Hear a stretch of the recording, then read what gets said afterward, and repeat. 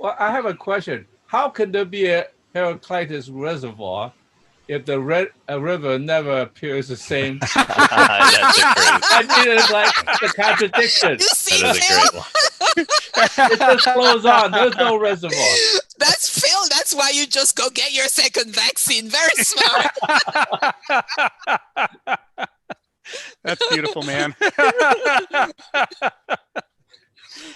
So yeah, just make sure it's a different river the second time you try to step into it. So yeah, the point of this exercise is not to get an A and pass the test, right? The point of this exercise is to sort of change the way you look at Kenneth Smith's text, to add a sort of searching quality, where as well as trying to read what he's saying and understand it in its own terms, you're also trying to see where might he be referencing somebody else, some other philosopher's work, in such a way that he's inserting that entire body of work into the current sentence. It's like he does this thing, and sometimes he calls it out. He'll say, as Hegel said, blah, blah, blah. And so, he's inserting Hegel. But in other times, he'll just talk about, he might say he's skeptical about U.S. politics because of, the way that we are supposed to not pay attention to the character of the people we're debating. That ad hominem is ruled out as though that were a virtue, when in fact it's a vice to ignore people's character. And the word character is loaded, right? He's invoking the archaic Greek concept of nature, and Heraclitus's argument that nature is not only outside of us and binding upon us, but there's nature within us that's binding upon us as well, and that we are no more masters of the nature inside of us than we are of the nature outside of us. And so if you ignore that nature and try to pretend along with whoever you're debating that they are who they decide that they are, then that you're going to run afoul of whatever's actually going on inside of their internal nature. And so thus he critiques the argument that ad hominem is wrong. He's like, well, actually, bad ad hominem is wrong. Stupid, foolish, bigoted ad hominem is wrong. But ad hominem is the whole point, which is why Martin Luther King Jr. didn't say he wanted his kids to grow up in a country that didn't judge the way that he's presented nowadays. So he didn't want them judged on the basis of their skin color. He wanted them judged based on the content of their character, because you have to judge based on the content of character. It's like when you're in an abusive relationship. If your father beats you, if you go along pretending that that's not happening, you're perpetuating the abuse. You have to be able to address the elephant in the room, which is one of these things is not like the others. One of these people isn't here to actually have a discussion and a meaningful, interaction. They're here to work out their inner demons upon you. And if you try to pretend that's not happening, those demons are just going to have their way with you. And so that's what it's like in politics in the world today. There's a lot of people acting out whatever's going on in their inner character and nature. And if we all play make believe that it's not happening, and we say, well, let's just assume that this person who has lied every other sentence is not going to lie in the next sentence, then we're wasting our time and setting ourselves up for a disaster. So silence is consent. Right. Silence implies consent. You have to address the ad hominem. You have to address the character. So this is what I mean, is like, it could just be a little turn of phrase where he mentions human character, but the moment he does that, he's drawing in all of this other material into his essay. And so things that might look like a just little turn of phrase, that we use in everyday English, might not be that at all. It might be the opposite of that. I see James has got his hand up. Go ahead. Yeah, can you elaborate what he means by character is fate? Yeah, so that's a good one. Let's talk about that for a little bit. If y'all are game, should we decode character as fate a little bit? So we didn't focus on that one as much in the last 2 weeks, and there's some good stuff there. I'll put this into the chat. The actual statement he made is ethos anthropoi daimon. Ethos anthropoi daimon. And that's typically translated as character is fate. This is Heraclitus. And this is not unique to Heraclitus. It is a typically archaic Greek conception of the nature of human beings. And there's a lot more to it than it sounds like there is. Mm-hmm. So what's on the surface of it is he's arguing that, fate is not something trivial imposed from without by a vengeful god or by a mean author who forces you into a dead end against your will and you didn't deserve it and it just happened to you for no reason. Plenty of things happen to people that they don't deserve, but the archaic Greeks recognized that people are not passive. We're not just objects floating along and then somebody comes along and does something to us. We're actors in the world. And where we go and how we interact with things is every bit as much a component of our fate as the things going on outside of us. That there's a complex dialectic, coming right back to Hegel here, there's a complex dialectic between the willfulness and character of a person that drives them to make the choices they do, and the world outside of them that reacts to those choices or brings them new things to make decisions about. It's not simply one or the other. You can't sum it up that way. So that's what's on the surface of this. And of course, when the archaic Greeks talk about character, they don't mean your personality. They don't mean how charming you are or your sense of humor or that you like Transformers or the little pony toys, right? They're not talking about your interests and things like that. They're talking about what Heraclitus alluded to in that sentence when he said that people are oblivious to the nature around and within them. That nature is working in us. Nature has that dialectical structure where there are competing forces harnessed together to create a feedback loop that makes us able to survive biologically. So if we get too hot, we cool off. If we get too cold, we warm up. Both things are pushing in order to move us into that area. And all these dynamisms inside of us physically that we recognize and that we treat as medicine, there's similar dynamisms inside of us psychologically that create the structure of our character. And that structure is just as lawful and binding upon us as the laws of gravity. Now, imagine going through life not knowing about electricity, not knowing about gravity, not knowing about any of the things that are actually driving the structure of the world around us, and how lost we would be, and how many mistakes we would be making, how many blunders. And then just turn yourself inward and say, now what if your internal character is equally lawful and structured and has potent forces pushing us in directions, but we don't know about that. And we think that we're just free agents making our own choices and nobody's binding upon us. How we would be equally lost as if we didn't know that gravity existed. And the archaic Greeks said, that's the human condition. That's the problem we face in a nutshell. Phil, you got your hand up. This sounds a little bit like Aristotle, like yes, the tree is in the sapling, in the sea itself, right? Yes. But with the added dimension that, in a sense, because you're a human being, not only is that destiny predestined you in a certain way, as also external forces, but because you are a dynamic individual that must act and interact, then in a sense, there's also a relationship that you have to bear between your inner fate and your external fate, in a sense. Yes. And that's why it gets back to somebody like who is it? Odysseus is the primordial Greek man, right? Because he acts and he does something. That's right. And so where it gets interesting is, the character's fate level of the translation is interesting enough, but it's not actually, none of those words. You see, ethos, anthropoi, daimon, not one of those words means character, not one of those words means is, and not one of those words means fate. This is actually a paraphrase. It's not even a translation. And it is a paraphrase that obscures the profundity of the original statement. This is one of Heraclitus's densest utterances that he ever did. Ethos is like character. It's like a cross between your character and your value system, your priorities, the things that matter to you, your principles crossed with your character. It's the intersection of the two. Anthropoi means man, not a male person. that would be andros. It means a human being.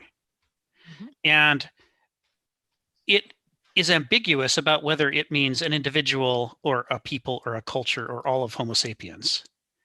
And, Heraclitus loved ambiguity. One of his ways of packing extra meaning in was to use puns and riddles and paradoxes and ambiguity so that sentences could mean more than one thing at the same time. And he does it all over and over. It's very. Go ahead, Phil. I want to bring in briefly, once again, my knowledge of art, about Jackson Pollock. Right? Yeah, please. And the fact is, in order to understand, well, not only did he come through a kind of surrealist and then in some way a Jungian background, but his most famous painting, the drip paintings, in which case, most people, some people would discard, well, that's just like that drop cloth to a painter. Like, what's the big deal? They saw the canvas is not as just something that you depict something, but the arena of action. Like, it takes place in the dynamic relationship between what it is. So it's not even portraying any particular thing, but the moment of action itself. Yes. So in some way you could say that is Odysseus.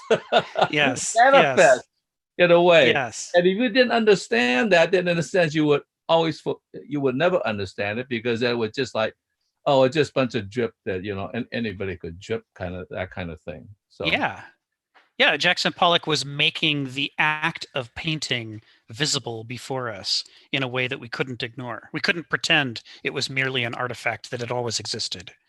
Yeah. So when you read a sentence like ethos anthropoi daimon coming out of Heraclitus, you have to recognize he's not just talking about an individual's character. He's also talking about a culture's character, or about all of humanity's character. And all of this, because ethos combines character and nature, like phusis, it's got the internal lawfulness, the structure of your mind. He's basically saying that when the oracle at Delphi says, "Know thyself," gnothi seauton, it's not just speaking to an individual. It's also speaking to the Greek people as a whole, and the Greeks certainly knew that.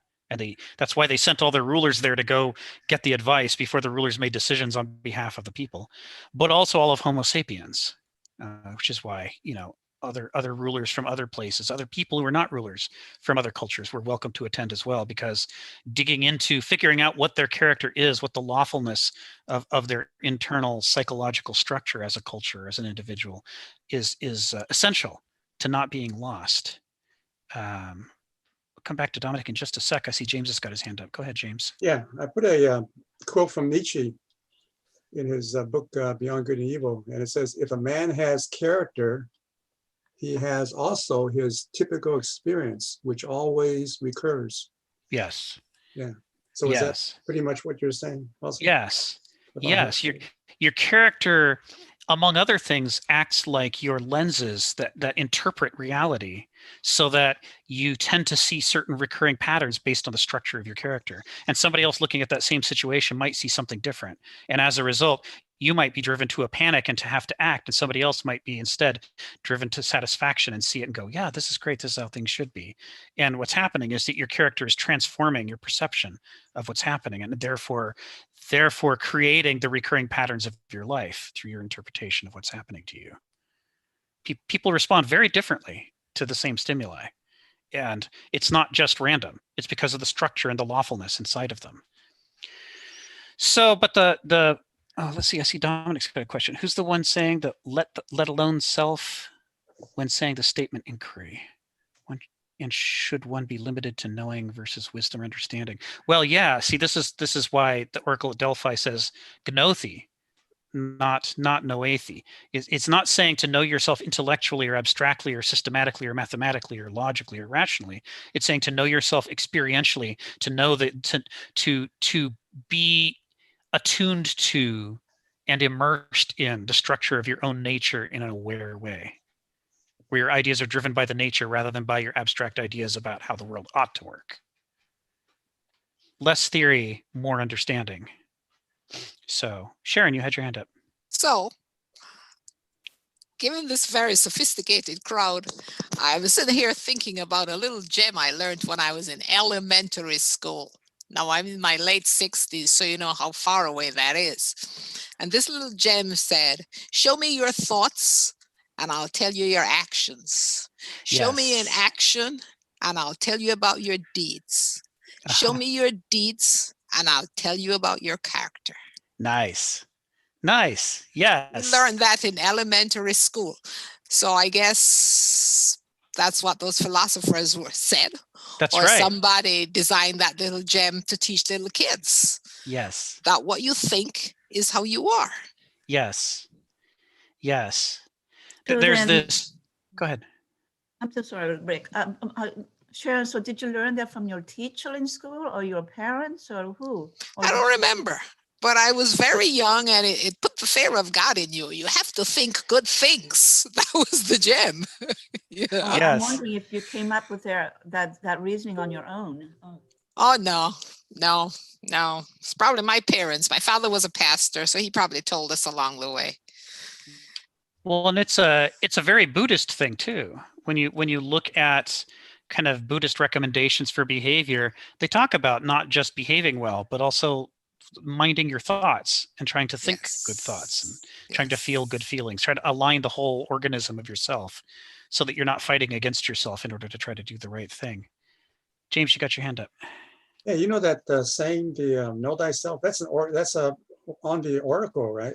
It wasn't something that Socrates came up with, Correct. but it was like, but the way he used it had a different meaning, didn't it? Yeah. Socrates took it in an unusual direction. I mean, he was at the fulcrum of Greece, transforming from a mythic culture to a logos culture. Right. And he was intellectualizing it in the way that he went about dissecting its meaning. Right.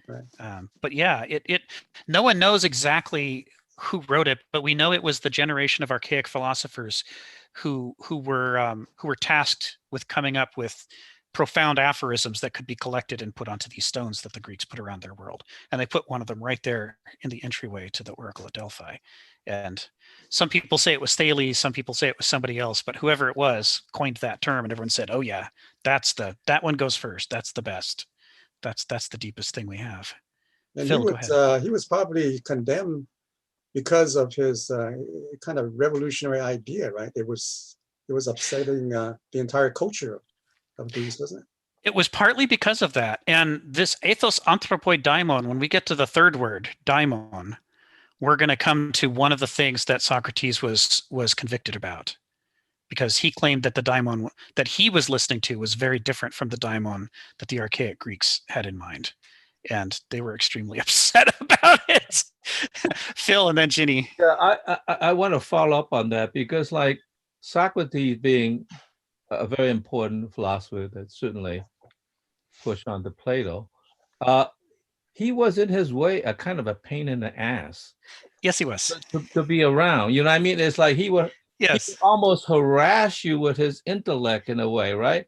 Yes. And so to what degree was he just merely a pain in the ass, and to what degree was his violation of the older order was in some ways breaking the rules of something, in some sense, that it was not just that you got a neighbor who's a pain in the ass, like, just let it alone. I mean, or to what degree it was something deeper, that they actually had to do something. So to what degree was he in his own way asking for it, and in a sense, I don't want to quite say punished in the right way, in a sense, right? Because he was, I mean, Yeah, when I was a kid, I didn't know a whole lot about Socrates. I knew him in an abstract way, and he was my hero, and I wanted to be Socrates. And I've gradually learned a lot more about how Socrates actually worked, and he was a pain in the ass. That was his whole thing. And you couldn't say anything without him going, "Now, what do you mean by is?" It's like he'd turn on you and start, questioning you and interrogating you. And That was all well and good until he started to interrogate the things that the Greeks didn't think you should interrogate. You know, we've talked in these sessions before about the Olympian project, the Homeric project, to try to figure out how to come out of the Dark Age and how to avoid another series of civil wars like the ones that tore apart, you know, Golden Age Archaic Greece, you know, Mycenaean civilization. And they made certain agreements, and they said, these are the things we're all going to agree to. And because we agree to these things, we won't fight over these things. These were the things our forefathers fought over and destroyed civilization over. So we're not going to fight over those things. We can fight over anything else, and we can compete in countless ways. We'll make Olympic Games. You know, people can compete on almost every front, but not these things, because these are the things that led to the fall of civilization. And Socrates, of course, wouldn't stop himself. He's like, well, why not? I'll question everything. Let me question the gods. Let me question daimons. And the Greeks were like, okay, that's it. We are not going to have another civil war. Just knock it off. And he wouldn't.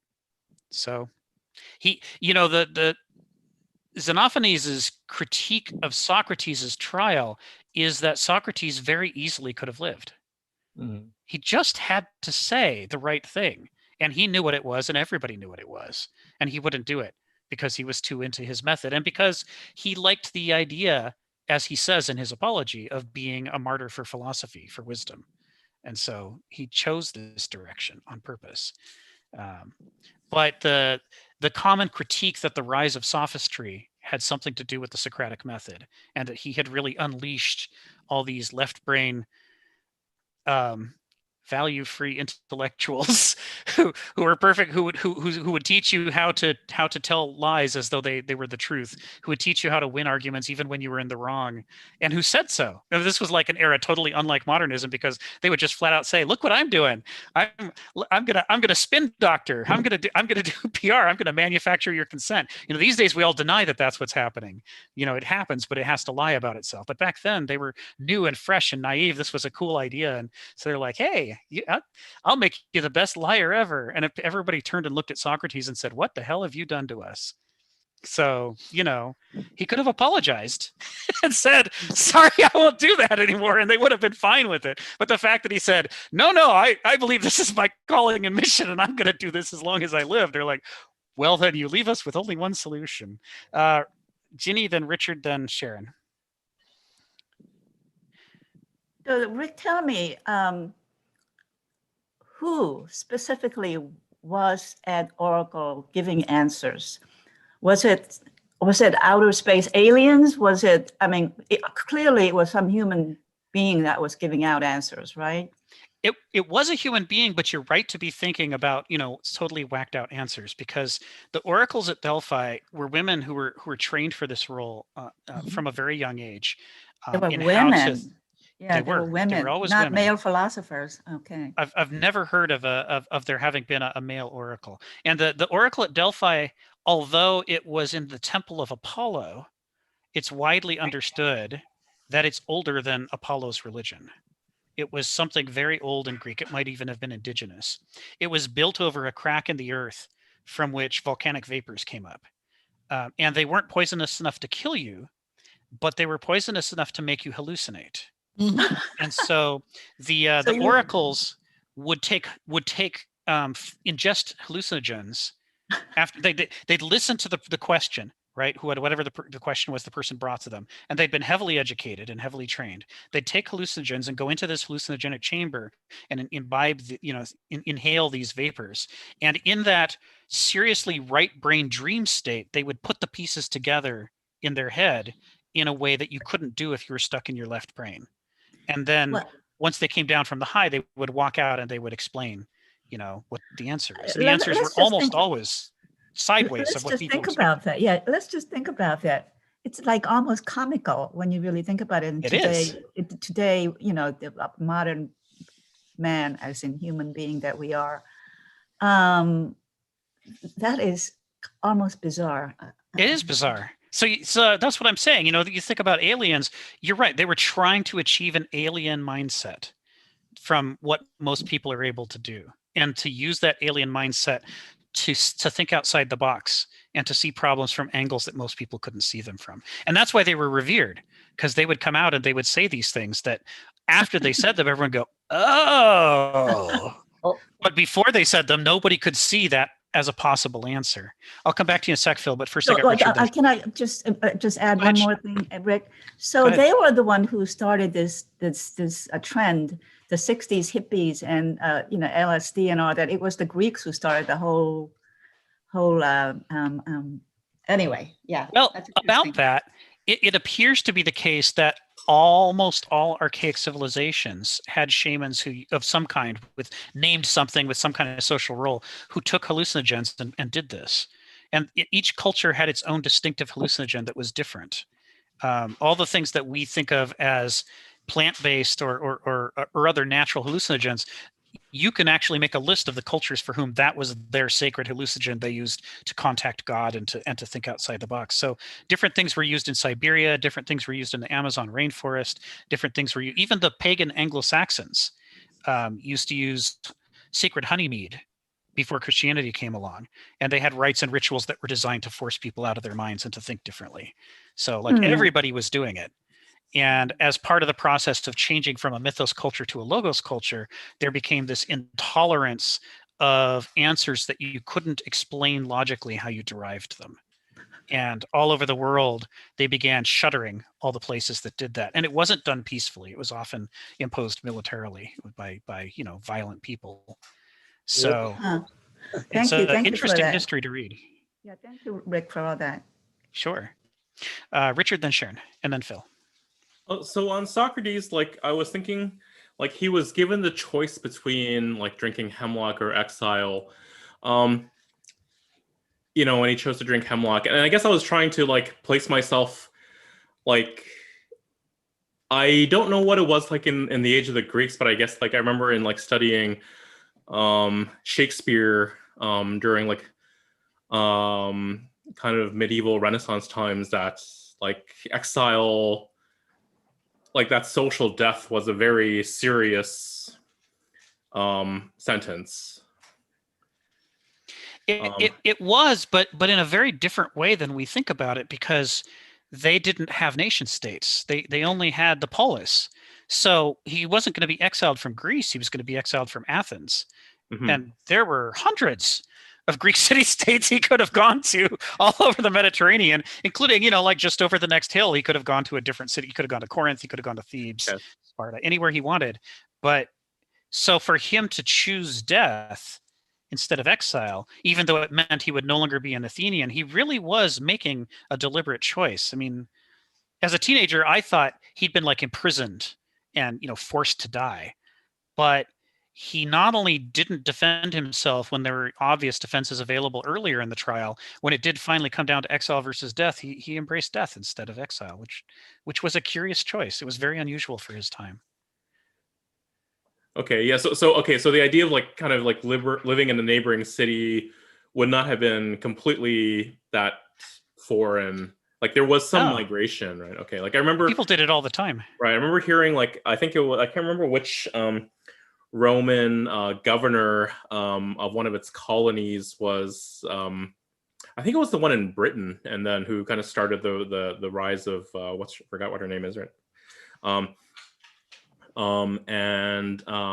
He kind of misread the whole situation and kind of just led to an uprising, and so like he never returned to the empire. He probably just kind of found his way somewhere else and lived out the rest of his life. Like he never resurfaced, according to like our best knowledge. That was and part of it too is that it was very important to the Greeks when they were trying to aspire to greatness. They wanted to demonstrate a contempt for death, that they would not let their lives be ruled by fear of death. And so part of what Socrates is trying to do by choosing death, one thing that we can understand is that he's trying to embrace that tradition that says, I'm greater than death. I mean, yes, I'll die, but I'm not going to be a prisoner of death. I'm not going to be afraid of death. I care so little about death that I would choose it even when I have other options available, which is the point at which other people start going, well, it's one thing to not be afraid of death. It's something else to actually pick it when you have choices. So he was an odd character to make those choices. Sharon, and then Phil, and then Joseph. So this is a very basic question, and it's just clarification.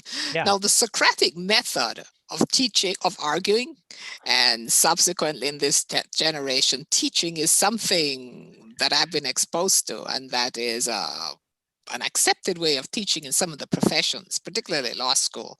Yes. But when I was reading Heraclitus, I came across that word dialectic, and then there's the dialectic way of arguing. Yes. So I guess the dialectic way of arguing came before the Socratic method, just based on the time cycle or the life That's right. cycle of these philosophers. Yes. Right. And what was the essential difference between them both? Because they both involved questioning. They do. Yeah. The Socratic method, Socrates argued, we don't know if he meant this literally or if he was just using it as a teaching metaphor, but he argued that everybody already knows everything. They just don't know they know, and that he could prove it by asking you questions, and through the series and your answers and the questions he would ask of them would have eventually you would arrive at the truth, which he would then use to demonstrate that you must have had it in you all along. Mm-hmm. You know what I mean? Mm-hmm. It was related to the paradoxes and other kinds of rhetorical tricks that Parmenides' followers, like Zeno and others, did when they would try to lead you through the nose. They would try to lead you through the nose into a contradiction to show that you couldn't get anywhere. And Socrates turned it inside out and would sort of lead you through these questions by the nose to the answer, and then say, well, see, so you must have already known. So he was sort of denying the possibility of ignorance. But the side effect of the Socratic method is that it makes the pupils active participants. They're no longer just ingesting some kind of pre-digested stuff from some wise source. They're engaged in a question and answer process of trying to search for the truth, which is a lot more interesting and memorable. It's easier to learn that way. So it is a step forward from blah, blah, blah, listen to me, blah, blah, blah.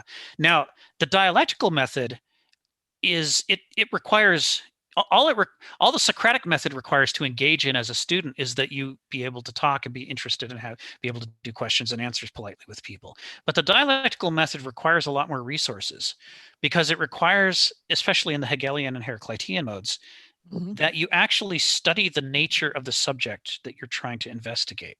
You spend less time talking about it and more time with your hands dirty, learning how it works, and setting what you're learning against your ideas, right? That Hegel's dialectic is about the tension between the ideas we have about the world and the actual content of the world itself. So the scientific method, at its best, becomes more like a Hegelian dialectic. And you can see how it's possible to have a Socratic dialogue without ever testing your ideas, experimentally. And so you could end up, as a result of the Socratic dialogue, you could end up with totally Verstand, left brain, systemic, abstract ideas that aren't actually true, but that you both agree on and think is the truth. Whereas with the dialectical method, that's not a possible outcome if you actually do justice to the rights of the question. When you actually get into the lab and you actually drop a pound of feathers and a pound of lead and discover they land at the same time, your arguments are irrelevant. You've just learned something, and you can use it to refute a left brain idea. So I don't know if that makes sense, but yes, it's just a different way of engaging, I want to say. But the dialectical method requires more of a factual engagement than the Socratic method. The Socratic method looks like it was just more exploring. Yeah, the Socratic method makes a good augment to the dialectical method. Okay. This is what the Arabs discovered, is that the Greeks had relied so heavily on the Socratic method and upon rational argument that a whole bunch of the things that they wrote down in classical works turned out to be false once the Arabs tried to confirm them in the lab. And that was what led the Arabs to say, you know what, it's not enough to be rational. We also need to ground ourselves in nature and how things truly are. And so that was the big revolution that led to the rise of modern science, the kind of re-embrace of this old archaic idea of a nature-centric approach to the truth. We got a whole bunch of people. Okay, so I think it's Phil's next. He had his hand up, and then we'll work out James and Marianne and Richard in some order here. Well, and Joseph. Okay. I feel I need to defend the Oracle of Delphi to a certain degree. Please.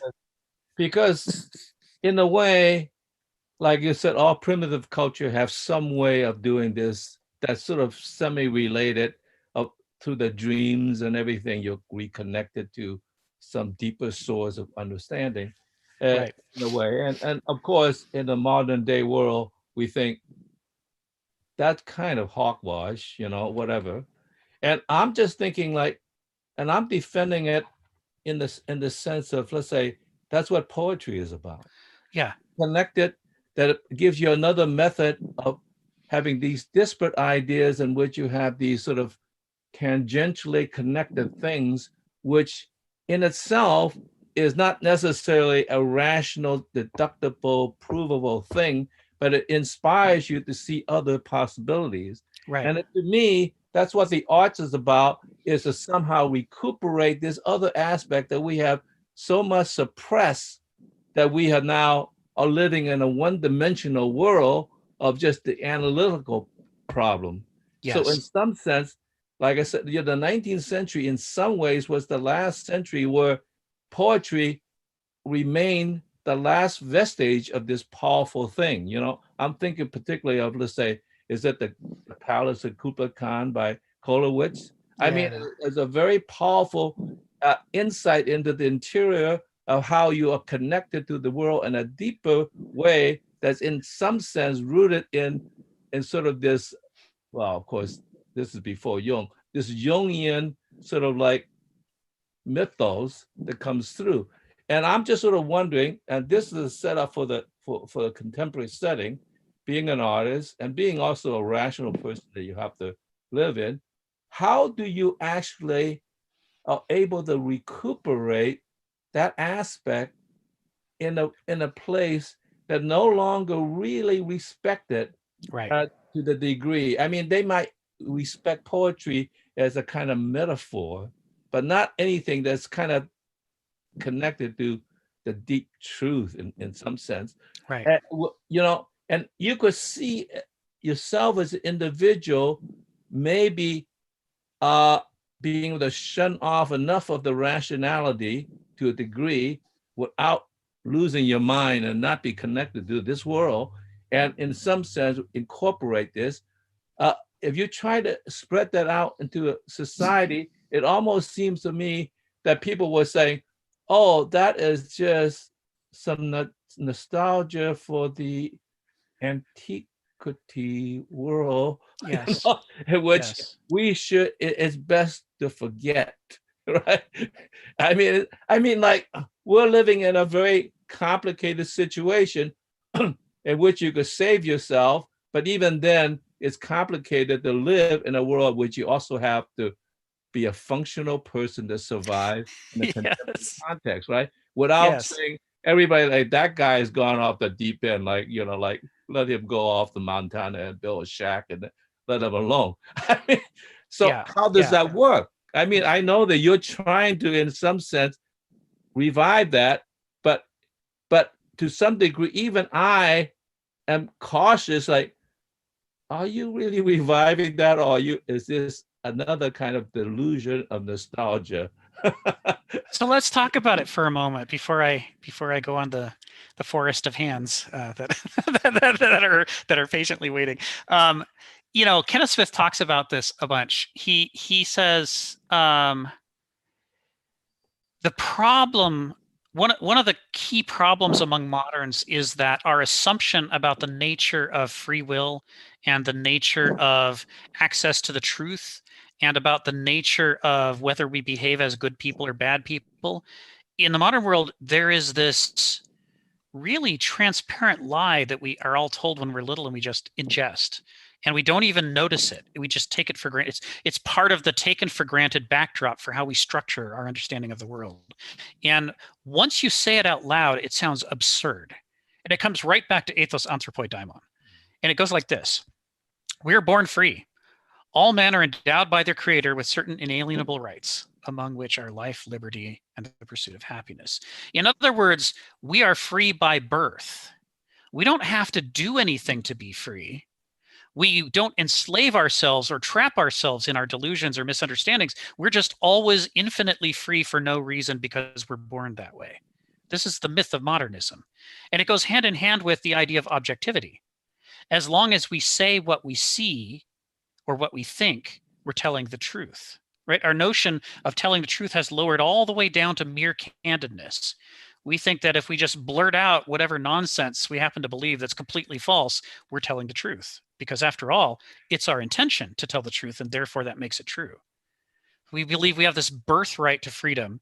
We believe we have this birthright to objectivity, and we believe we have this birthright to goodness. We're all good people with good intentions until proven otherwise, right? And if I can disguise my bullying or my parasitism or my predatory behavior well enough, then everybody has to keep pretending that I'm a good person even when everybody knows that I'm not, because I have this birthright of goodness that I get by being born a modern. I'm free, I'm objective, and I'm good. The three things that the archaic Greeks thought were the very hardest for Homo sapiens, we think you get for free without working for them. So this puts us in a quandary, because if we acknowledge the truth that our own character acts as a filter between us and reality, so that we have a hard time seeing how things truly are, then we have a problem. We have to explore the nature of what's going on in here. But the problem is that we don't have direct access to what's going on in here. What our conscious mind is doing is like hugely separated from what our unconscious mind is doing. And the more we look at this psychologically, the more it seems like the unconscious mind is calling the shots, right? That's thus the concept of rationalization. We think we're reasoning and that it leads us by coincidence to a true conclusion, when in fact what we're doing is starting with the emotionally charged conclusion that our unconscious wants us to reach, and then rearranging our intellectual thoughts so that it appears that we got there honestly, instead of that we were always going to get there all along because we're committed to that outcome unconsciously. So this problem means that we need some access to the unconscious, right? If we're going to filter out what's going on and how we're getting in our own way, what our cognitive illusions are, we need some access to that unconscious layer. Otherwise, we're just puppets and slaves of our unconscious, right? Otherwise, it doesn't do any good to be smart and educated, because we're going to deploy all of that intellect in service to things that we don't understand deep within us that are calling the shots. This is where exploration of dreams, for example, comes into play. Because when you're dreaming, your unconscious is speaking out loud in a very vivid form. And this is what the Oracle at Delphi and other sort of hallucinogenic shamanic traditions were about, is that it's a way while you're awake to wake up your sleeping mind, your unconscious dreaming mind, and get it to say something while your consciousness can still hear it. And so all of these things are not so much about trying to escape into the past as they are about dealing with the very real current problem that we have, that we don't know ourselves, and we need to get some way to get that quiet side of ourselves to speak up and say things out loud, so that we can bring our conscious mind to bear on going, oh my God, is that what's in there? I had no idea. Is that who I am? I better do something about that. So I think it's a pressing and real problem if we can just frame it correctly. It's not about escape, but is about what it means to actually be an awake and aware and free human being in the modern world. Until we know ourselves, we aren't really free. We can't be. We can't really be honest, and we can't really be good, because we don't know what's driving us and what our motivations are. We don't know what distortions we're introducing. So the way you're saying it, this is kind of an aside, but an interesting aside. The way you're saying it, it would be almost as if, like, actually Trump is the truth teller, because his unconscious mind is saying the things that his conscious mind is not suppressing. So in some sense, if you could only listen to the truth of what he's saying, he is actually the truest teller of everybody, because he's not layered by, subjugated by a conscious mind that's suppressing it. So if you talk to Trump supporters, many of them will say exactly what you said. That is one of the things they love about Trump, is that they believe that he's not lying for their benefit. They believe he's actually saying what he thinks. And that candidness level of honesty, they feel, has been missing from politics. And they're willing to pay any price to get it, even if it leads to coup d'etats and whatever else it leads to. That doesn't matter. The important thing is to get some candidness into politics. So, but anyway, we got a forest of hands, and I have no idea in what order. I see Richard put his hand down, but Marianne, Joseph, James, whoever wants to go first. Yeah, the idea about Trump, what he's, part of what he's saying fits in with the most of the people that have those ideas, or similar ideas already, right? So he's kind of appealing to their already ingrained bias towards that way of thinking. Yeah, that's So- why they that's why they consider it honesty, right? Yeah. But also on this idea of Socrates, Socrates was also known for, knowing that he doesn't know. Yes. And so on the one hand, he's portrayed like this gadfly that is, comes up to people and talks to them and shows them, proves to them that they don't know what they think they know, Yes. and that he admits that he doesn't even know. Yeah, I mean, there's a lot of good in Socrates. He says a lot of heuristic philosophical things. He like a lot of these guys, he's neither all good nor all bad. He's a really human mix. Right. And there's stuff to learn from him. Kenneth Smith might diss Parmenides or Plato, but he still recommends you read them and study them because they say many important, profound things, and even their mistakes are profound. He says that's the thing about the heuristic personality, is that in the pursuit of excellence, their screw ups are magnificent, and they're informative, and they have things to teach us that people who weren't as committed to excellence can't teach us because their mistakes were more muddled and confusing. Right. It's like the Zeno's paradoxes, right? They're very interesting. They're very interesting, right? We have a lot to learn from them. Yeah, unless you can think through it and see where it comes from, right? Yeah, that's right. Yeah. I think Marianne, I gotta get in here for one thing, because this business about Donald Trump and him speaking truth, that kind of behavior, that kind of unmodulated speech is what you see in patients who have frontal lobectomies. The inhibitions are lost. So that's pathological. There's nothing to admire about it. Right. I just had to say that. I mean, and I couldn't unmute myself.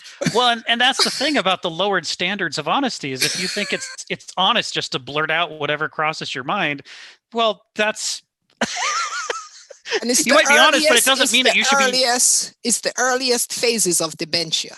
Yeah. Having lived with my mother, I can tell you that's the first thing she lost, her inhibitions and her ability to be truthful, Phil, right? Which was so unlike her for many, many years. Yes. So when I see Donald Trump and we're injecting bleach, there's something wrong there.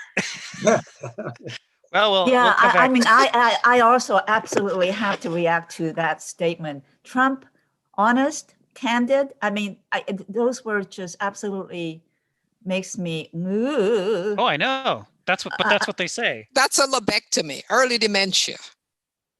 That's what that is. Yeah.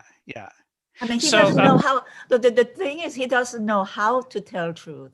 He's all about dishonesty, Anyway. But there's a method of the con there too, So absolutely. There's a reason why he's lying or spotting those lies. It does serve an interest for himself and for those people that support him. Well, I'm just going to stick with the pathology. Sorry, Marianne. Marianne, then Joseph, then Moshe. Go ahead, Marianne. Okay, so I have a big thing about Leonard Shlain, who wrote The Goddess and the Alphabet. Yes. And I think about how the oracles at Delphi, they were representing a consciousness, and I really didn't understand it till I read him. And that in a way, women's brains had to kind of develop, and Sharon, I don't know the name of it, but it's like the side of our brains that we had to be like around the cave, and we were sitting around with the stones. Women had to be super aware if a man came in and he was in a bad mood. So we have a better intuition that has been developed in our brains. And I think that anytime anybody has a big decision like going to war or not going to war, they want an edge. They want that sense that they can do this in an opportune manner and have a good result. And in the Greeks, there were two words for time. One was, I think I understand this. One was opportune time, and another one was, I assume, normal time. So they were looking for opportune time. And what better vehicle is to find women's intuition. And in a way, to release yourself, it's like everybody's saying you have to be quiet to understand. But in a way, I think intuition comes through you. And it's almost like sometimes you have to be the wild moment, in that wild moment where you let go of what you think you know. And then something appears and you go, oh, I have to attend to that. And I think that with the small logos culture, we really became so rational that we couldn't let go. And I also wanted to say that I think Socrates won because we're sitting around questioning him. Right. Exactly.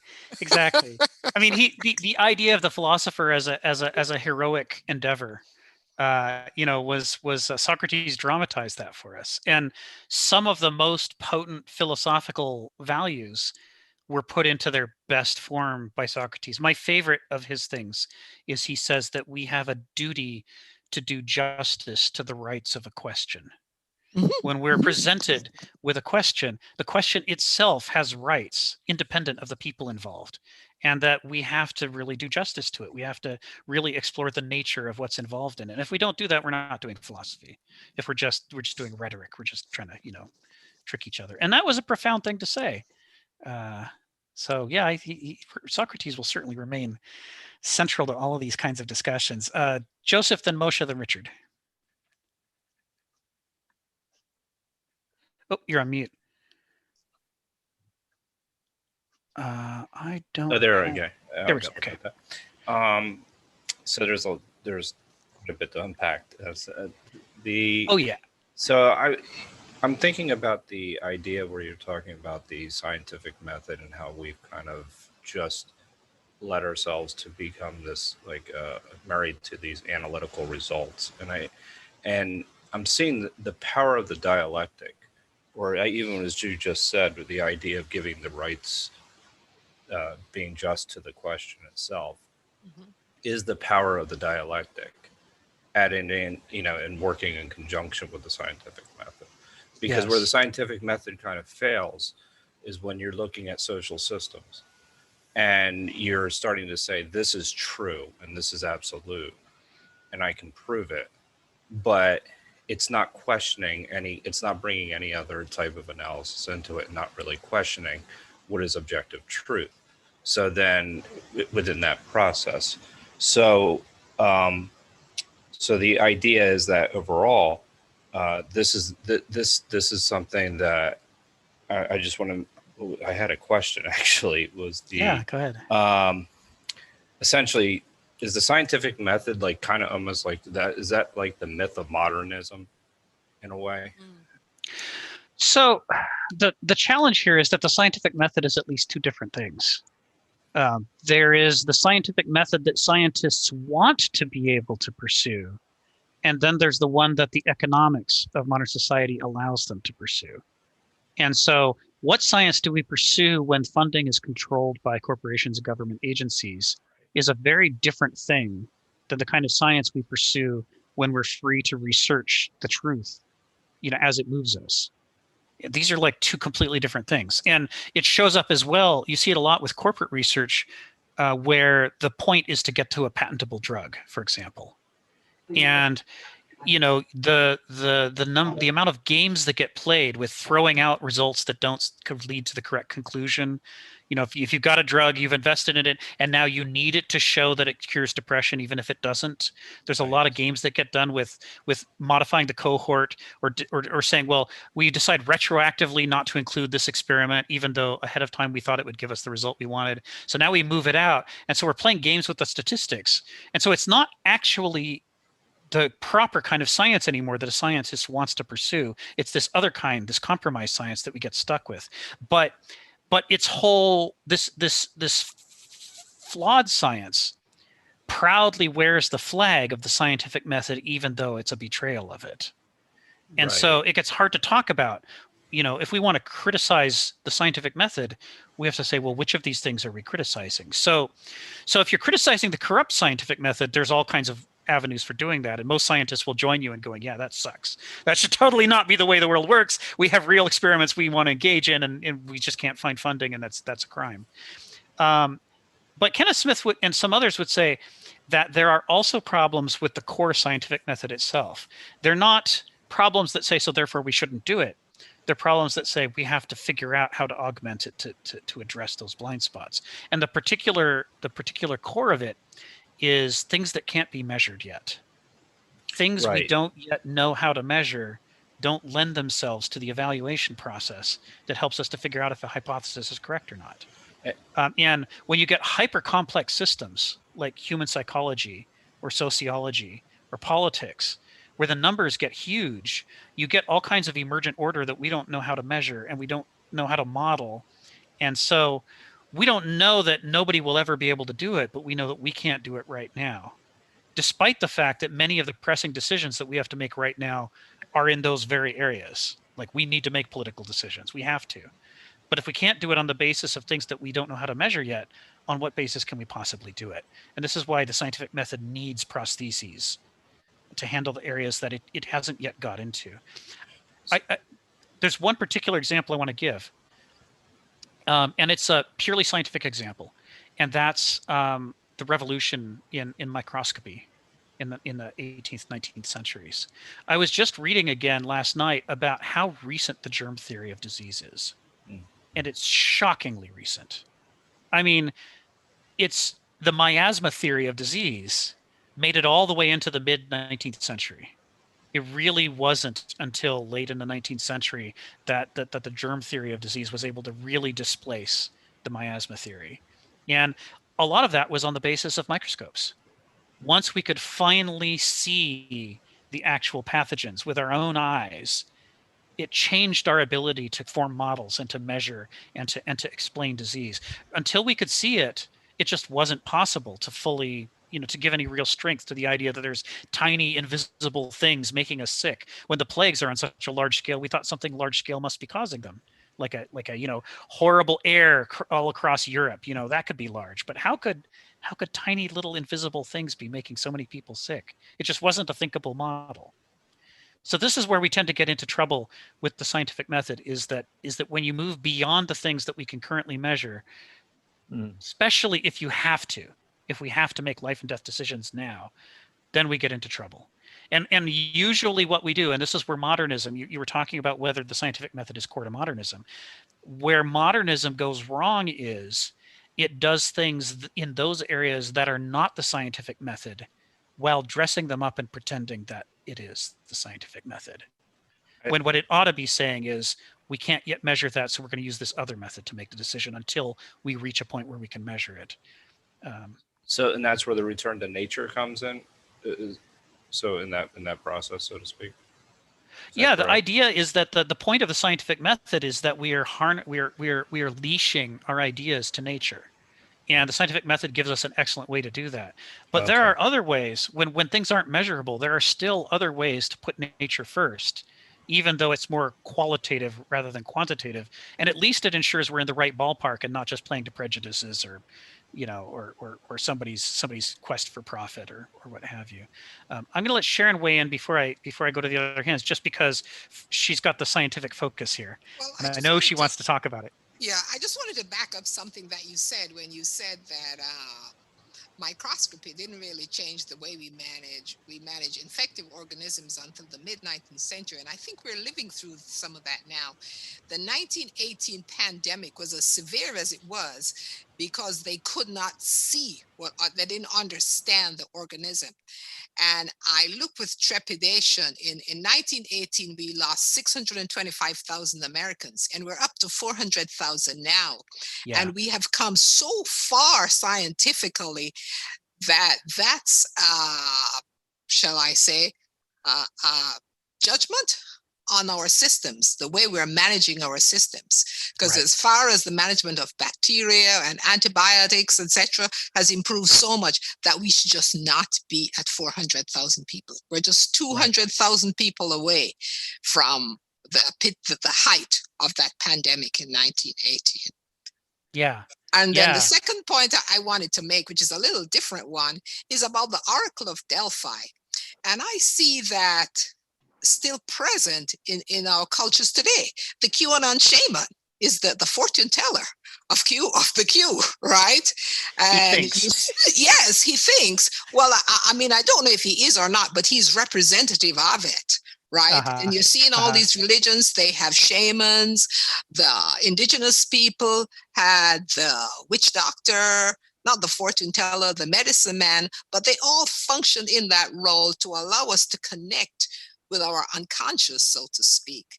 So I think it's a tradition it's a practice that we still see today. Yeah. And if we were doing it deliberately, we could practice excellence in that area. We could try to be good at it.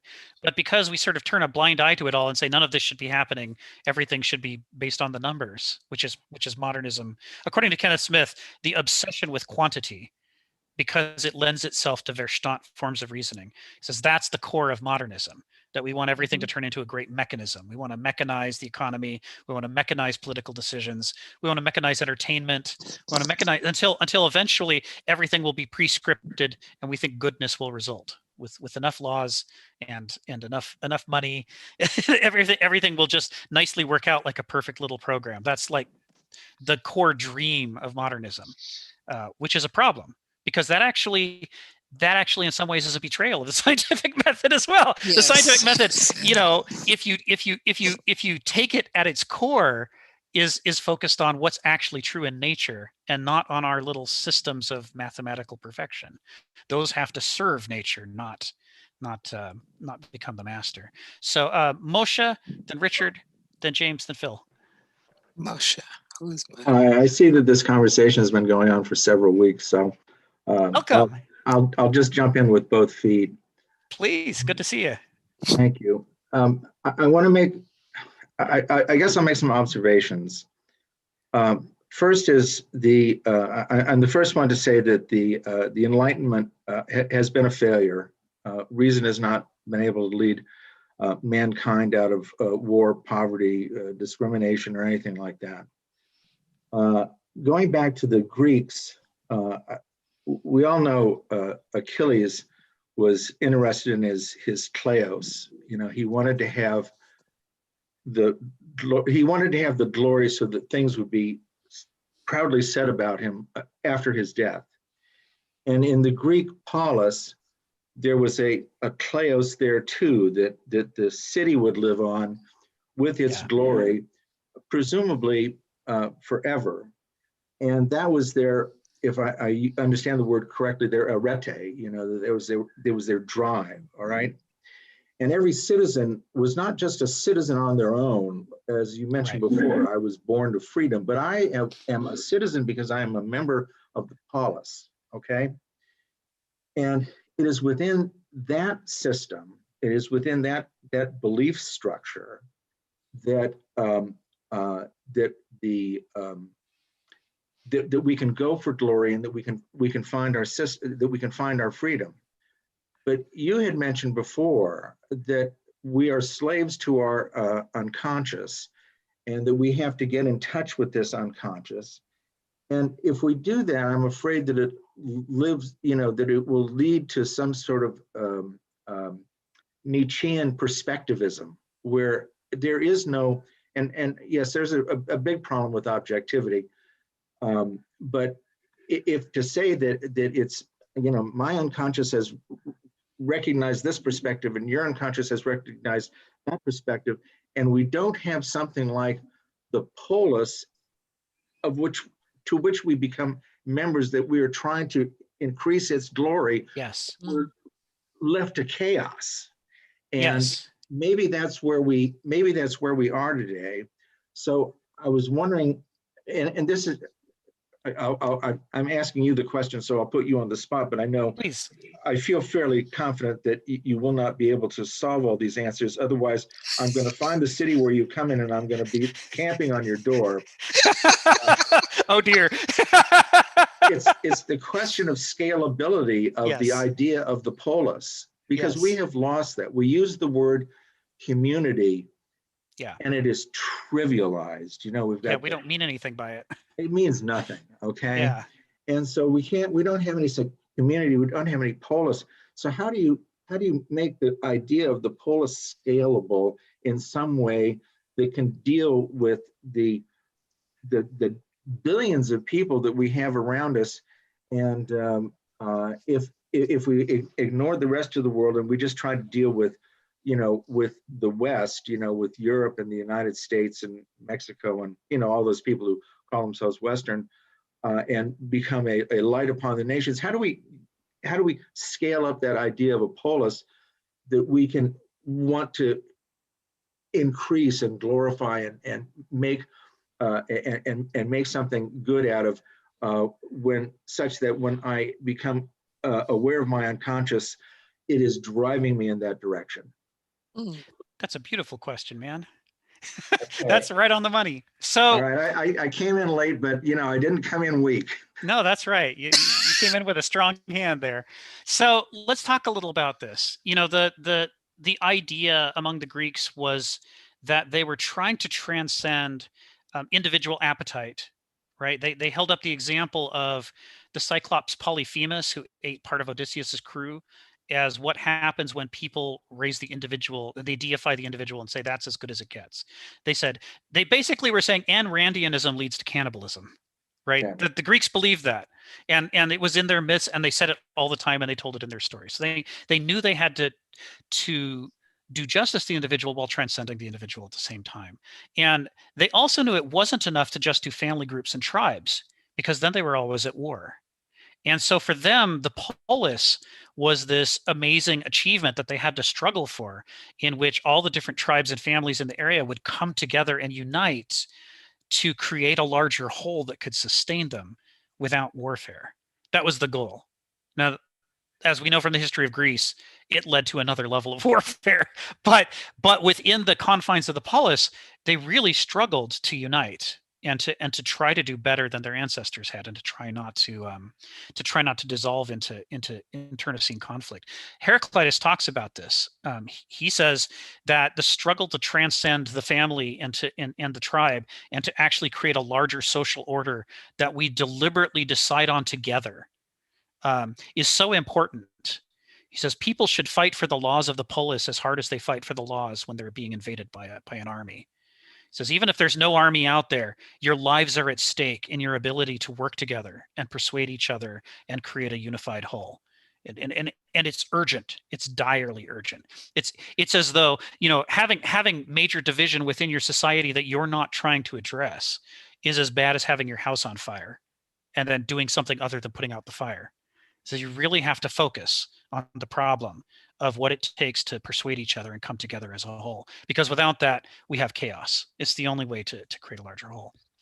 Now, he was saying this, you know, he was, as we talked before, about the split among the ancient Greeks between the Archaic Greeks and the classical Greeks. The Archaic Greeks, like Heraclitus, were more mythic.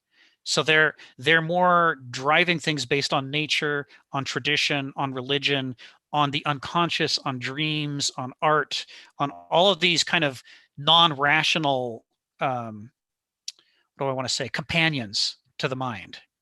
And they were saying that the thing about the mind is that it's necessary but not sufficient, right?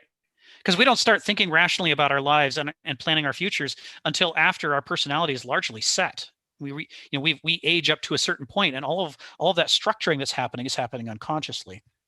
So they said in order to create a viable culture, during that period of unconsciousness, you have to be putting good things into the shared unconsciousness of your culture. And if you don't do that, people are prone to go awry. And by the time they start thinking rationally, they might be thinking, I want to be king of the world. I think I'll conquer everybody. You know, they can arrive at these sort of decisions because the mind unleashed from nature and the limitations of nature can become incredibly grandiose and destructive. And so what they wanted is the mind to be a servant of a healthy culture. And so for that reason, they had this idea, and this is where we get into the modern world and prescript, you know, if we were trying to prescriptivize a little bit for the modern world, they had this idea called anthropoculture. And I've talked about it in past weeks. I'm going to put it back in the chat again. Anthropoculture. And they saw it as agriculture or horticulture. or viniculture. The idea was you have to actively cultivate your culture. Your culture can't just be something you accidentally do. Like moderns say, culture is whatever you do. And it's not our place to judge. We'll just describe it. It's like that leads to chaos. That leads to civil war and self-destruction. It says what you need is to be working together, discussing together, and then forming art and using eloquence to try to create these pivotal mythic stories so that even before people can think rationally, they're sort of pointing in a healthy direction. And then by the time they start thinking, the thoughts can catch up and start to, they can become participants in shaping the culture and shaping our polis and our unity. So we have become unmoored as a people by just this speaking frankly, and we have lost the ability to speak with each other in civil tones and not necessarily agree, but understand what the other person is saying. And we have also, in conjunction with that, lost the idea that we only succeed as a society, or as a pardon this is going to sound horrible, a megapolis.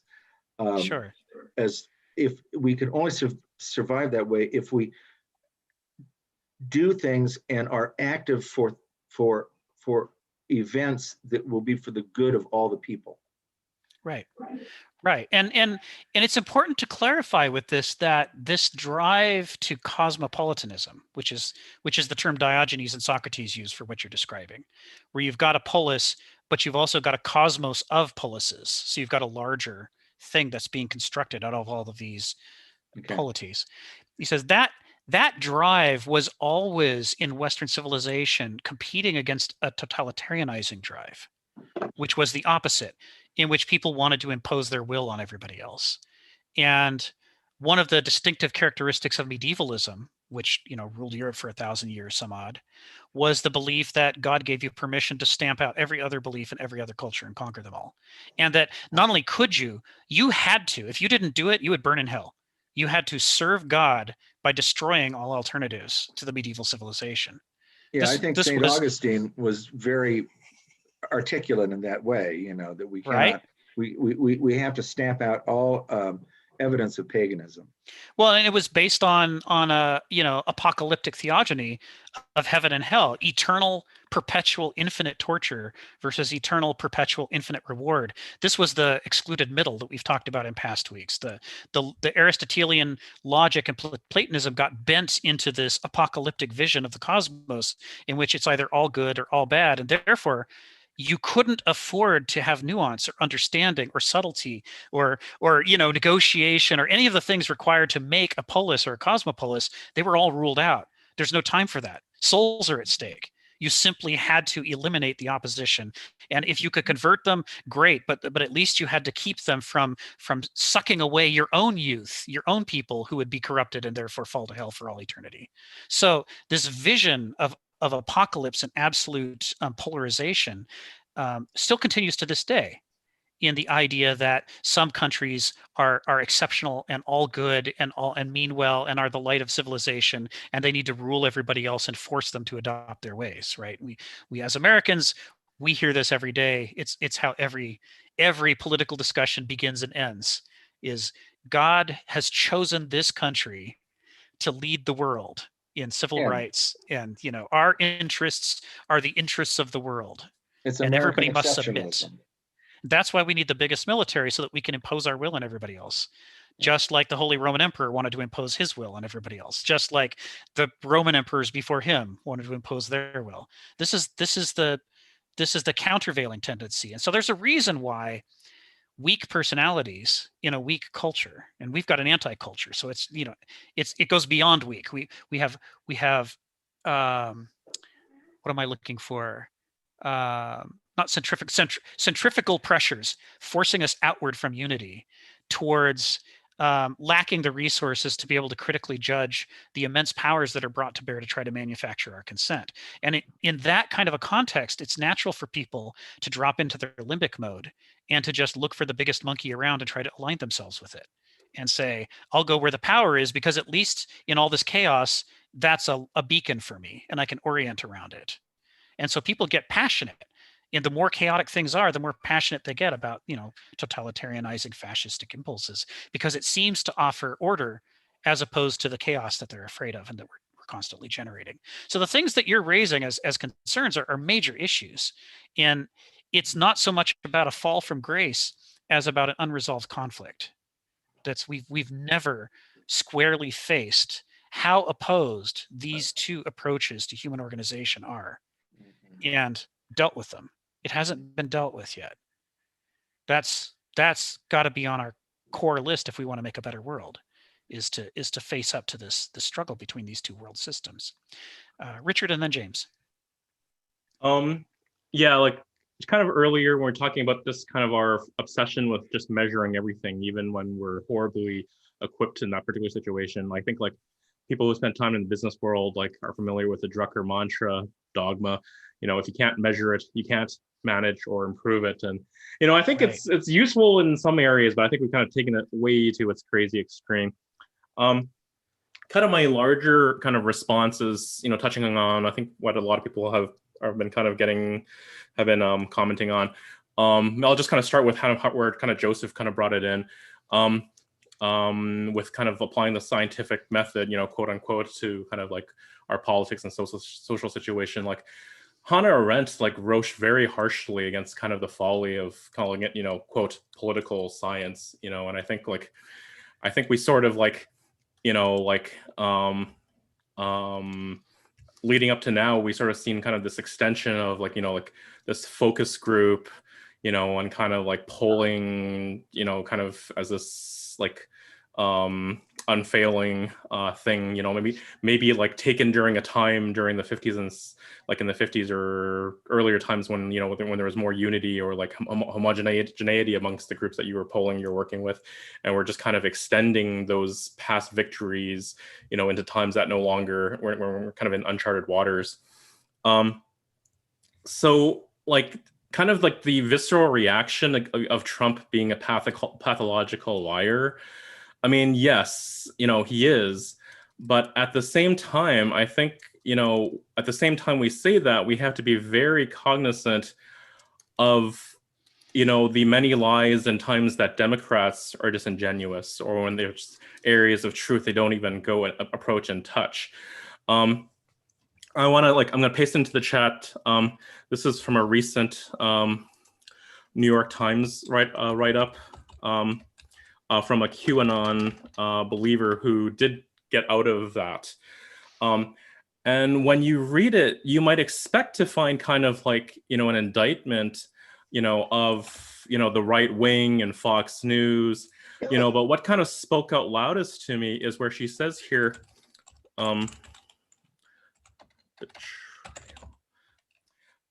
the theories were fiction, but they hooked onto an emotional vulnerability that sprang from something real. Yes. For Miss Perrone, it was a feeling that the Democratic Party had betrayed her after a lifetime of trusting it deeply. Right.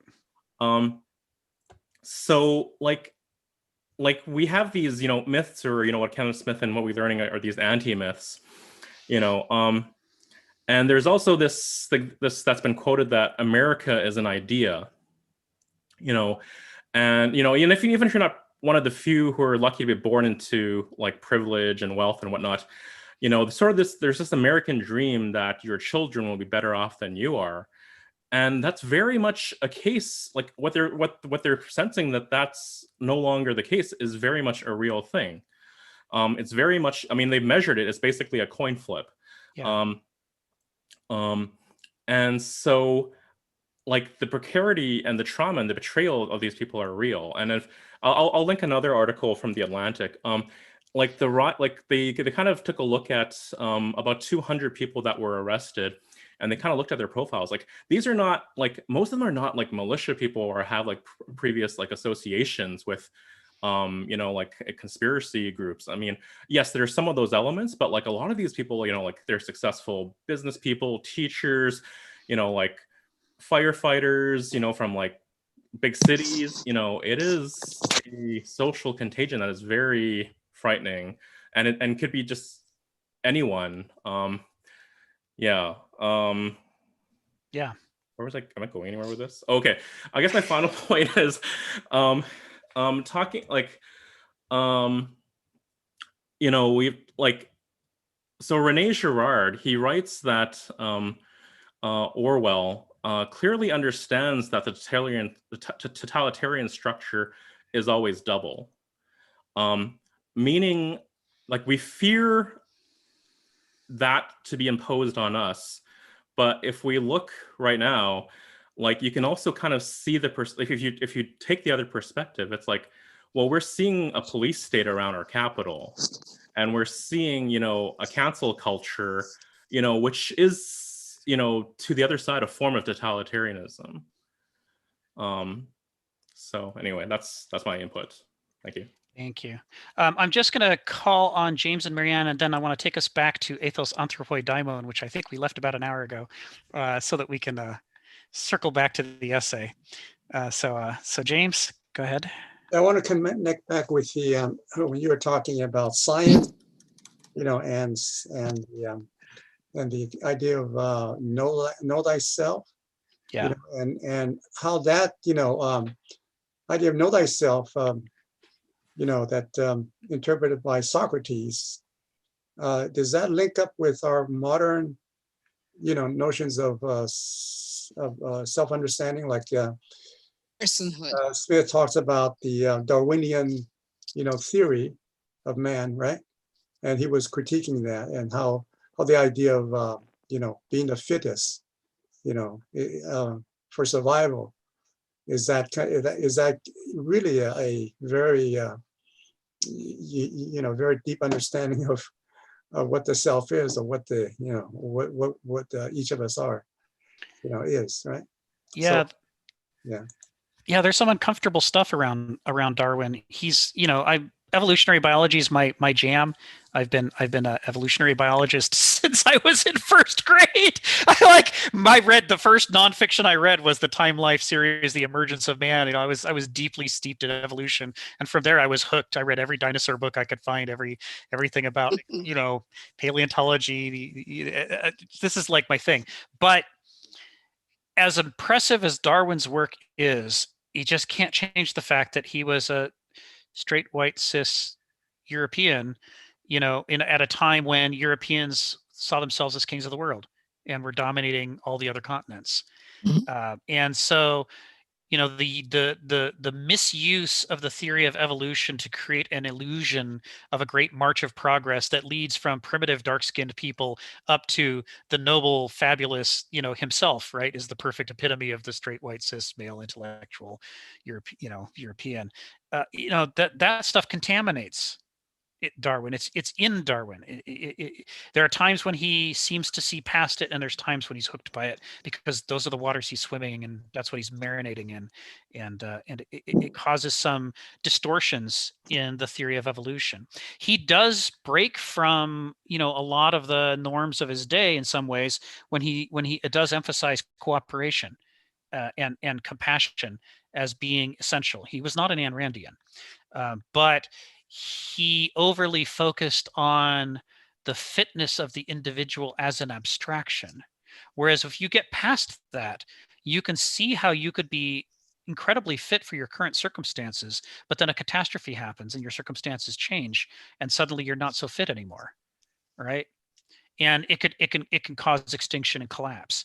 And so there's paradoxes involved in fitness that Darwin really only touched on and never fully came to grips with. And you can't therefore rely upon sort of a Darwinist sociology to be a guide for who human beings are or can be. There's so much more to it than who can clamber over who else and get to the top of the pile. Marianne, go ahead. So I was thinking about what Richard said about the American dream. And I was reading Carter's Full Life, The Full Life that he wrote. And I realized back in the days when Americans were farmers, just having indoor plumbing was the American dream. And we have exaggerated what the American dream into McMansions. And then I think George Bush used that for the ownership society and suckered a lot of people into debt that they could not afford. And So I think we have to be realistic on some level. And I think it is also, the American dream was an aspiration. And I think of what somebody was talking about Polis, and it was a religious city. I just looked it up, so I really don't know. It was a religious city. And back in the days, like Greek temples were so tiny. It really made me think that religion had to be so impersonal, much more than a cathedral thing. And so there's a lot I don't understand. So I'm leaving it to you, Rick.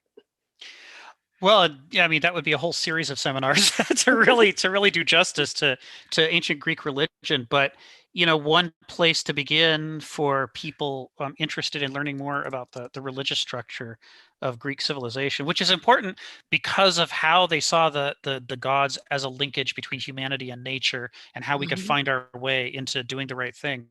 Gilbert Murray, the great Gilbert Murray, wrote 5 Stages of Greek Religion, and it is still, I'm putting it in the chat, it's still just a classic. It's a fantastic treatment of how Greek religion arose and how it changed over time.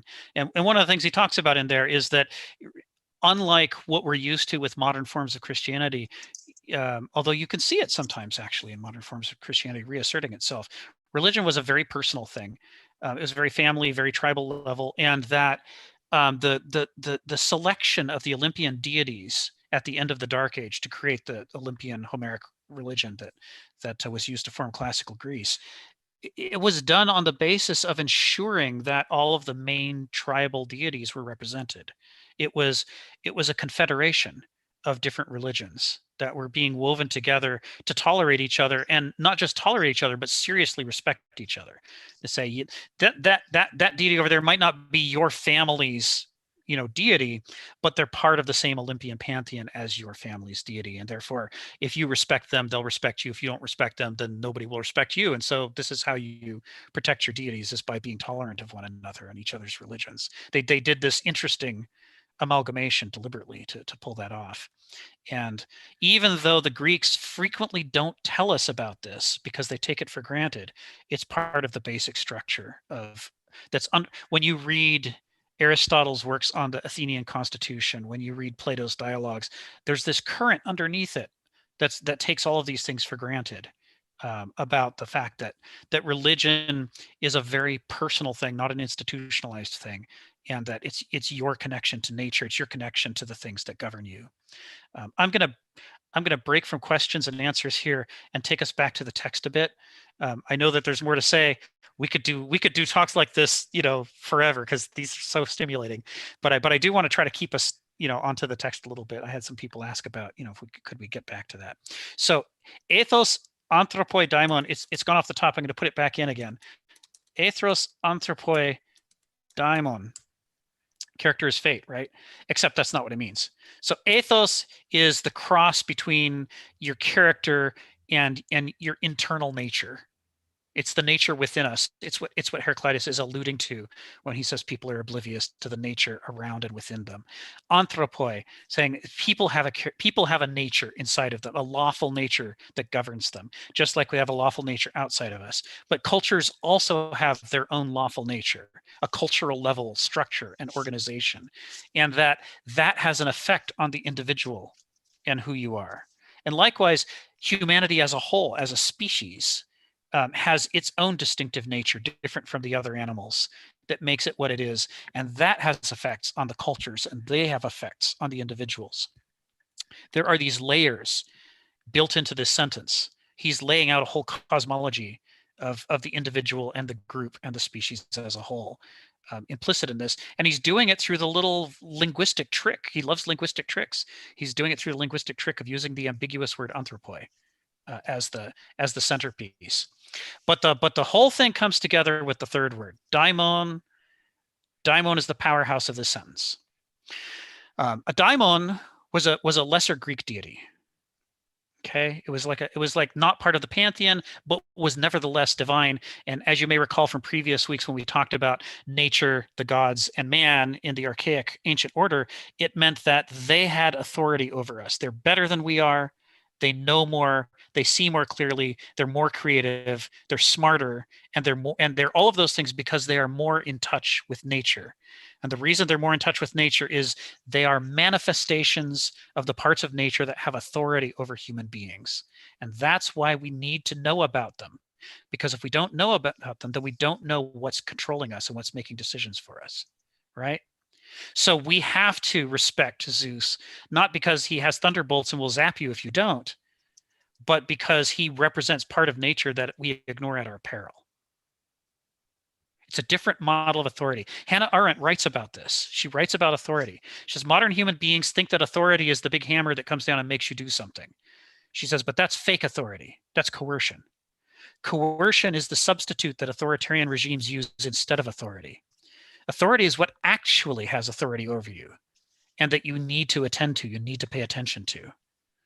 Because they know more, they're more profound than you are, they're more binding than you are. If you're learning, karate, your sensei has authority over you, not because he can hit you, but because he's been doing this for decades and you haven't. He knows more than you are. He lives this life. If you want to become a karate person, you need to study him and pay attention to him because that's your source of understanding. That's true authority under the Hannah Arendt model.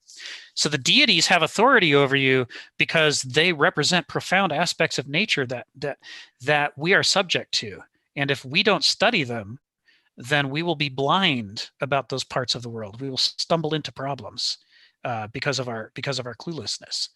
This is the fundamental archaic Greek conception of the nature, of the relationship between nature, the divine, and the human. And so when he says ethos anthropoi daimon, he is invoking the notion of something that, although it's a lesser daemon, a lesser god that you wouldn't have heard of, and that's not part of the pantheon, it's still a god, which means it's smarter than you, it's better than you, it's more creative than you are, and it's more authoritative than you are. It's something you had better pay attention to, and you better learn about.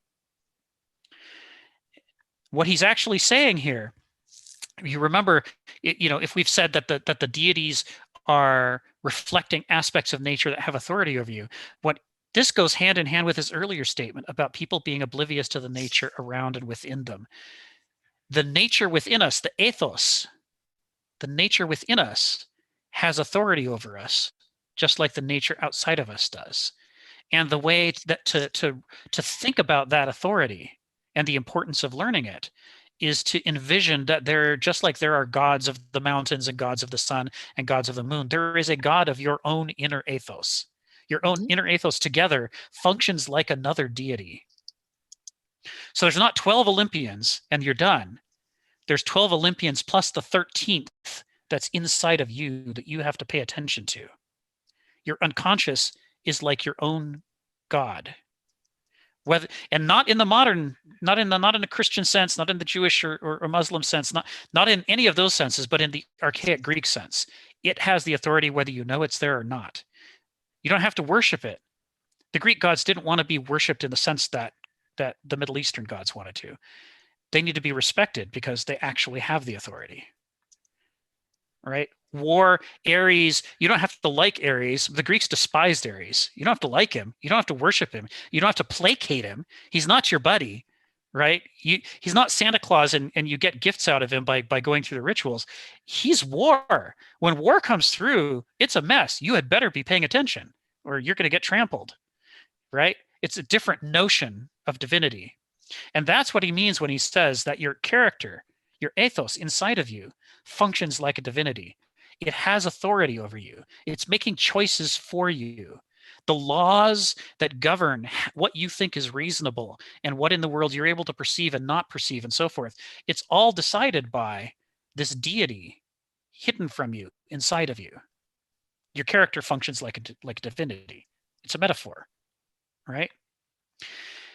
Now, they extended the metaphor further.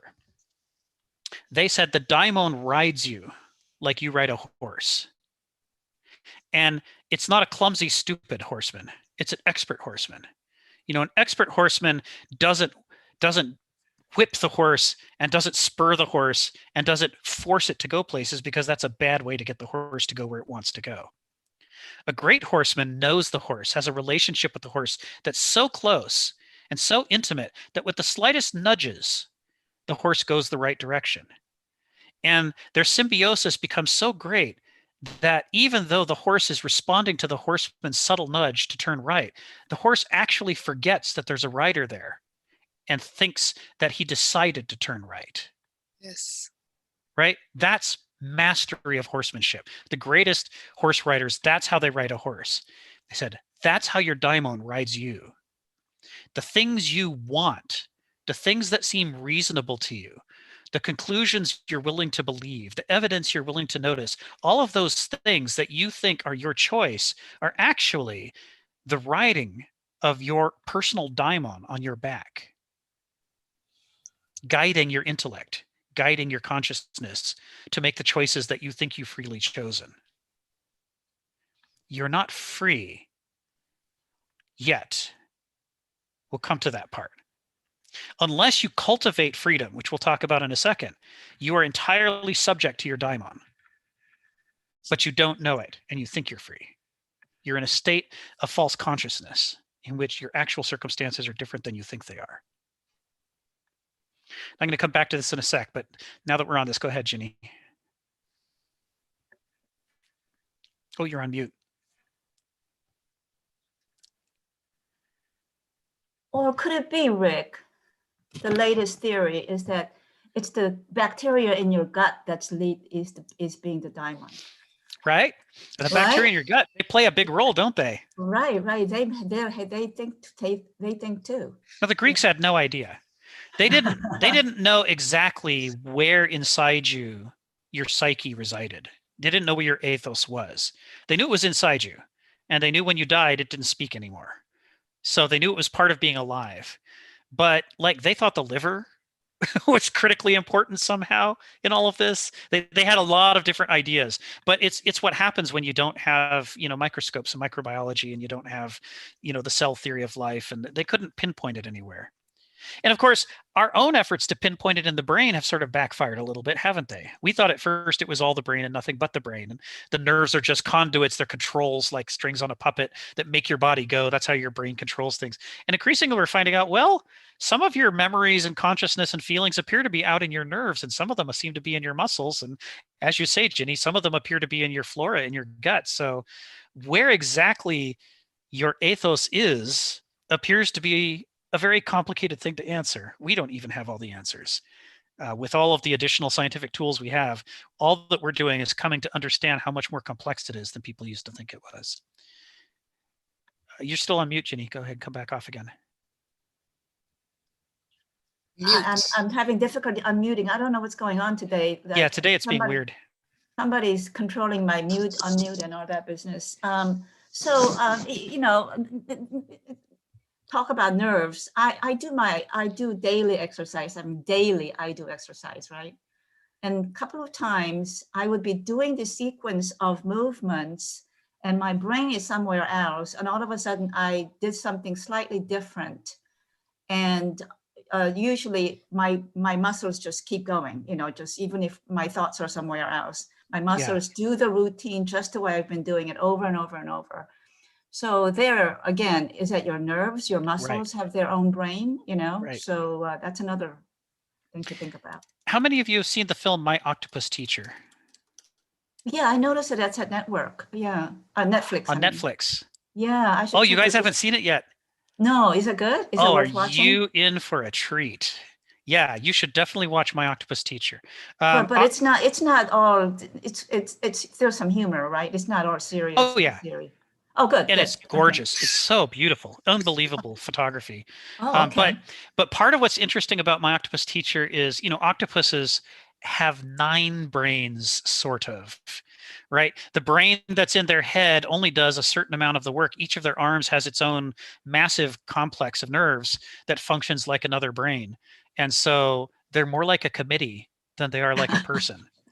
And we used to think, well, that's really different from us. But the more we learn about how memories and thoughts appear to be scattered throughout the body, the more one starts to wonder, maybe we're more like an octopus than we think we are, right?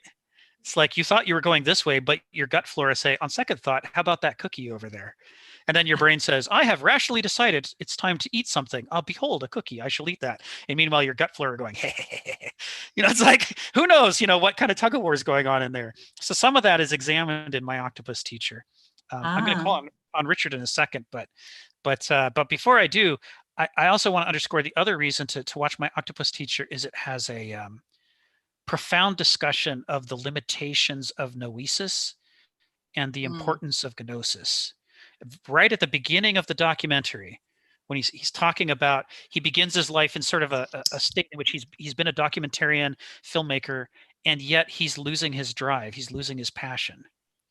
And he's remembering these, he this documentary he did about Bushmen in the Kalahari, the San people, and how when he was with them, they could look around them and see evidence of the passage of animals, right? They'd look at the leaves and the twigs and the dirt, and they could read not only what animal it was, but how long ago it was and what condition it was in and where it might have gone. And they could track over miles across this terrain until they would finally come to a particular animal that they were expecting, hiding somewhere under a specific bush.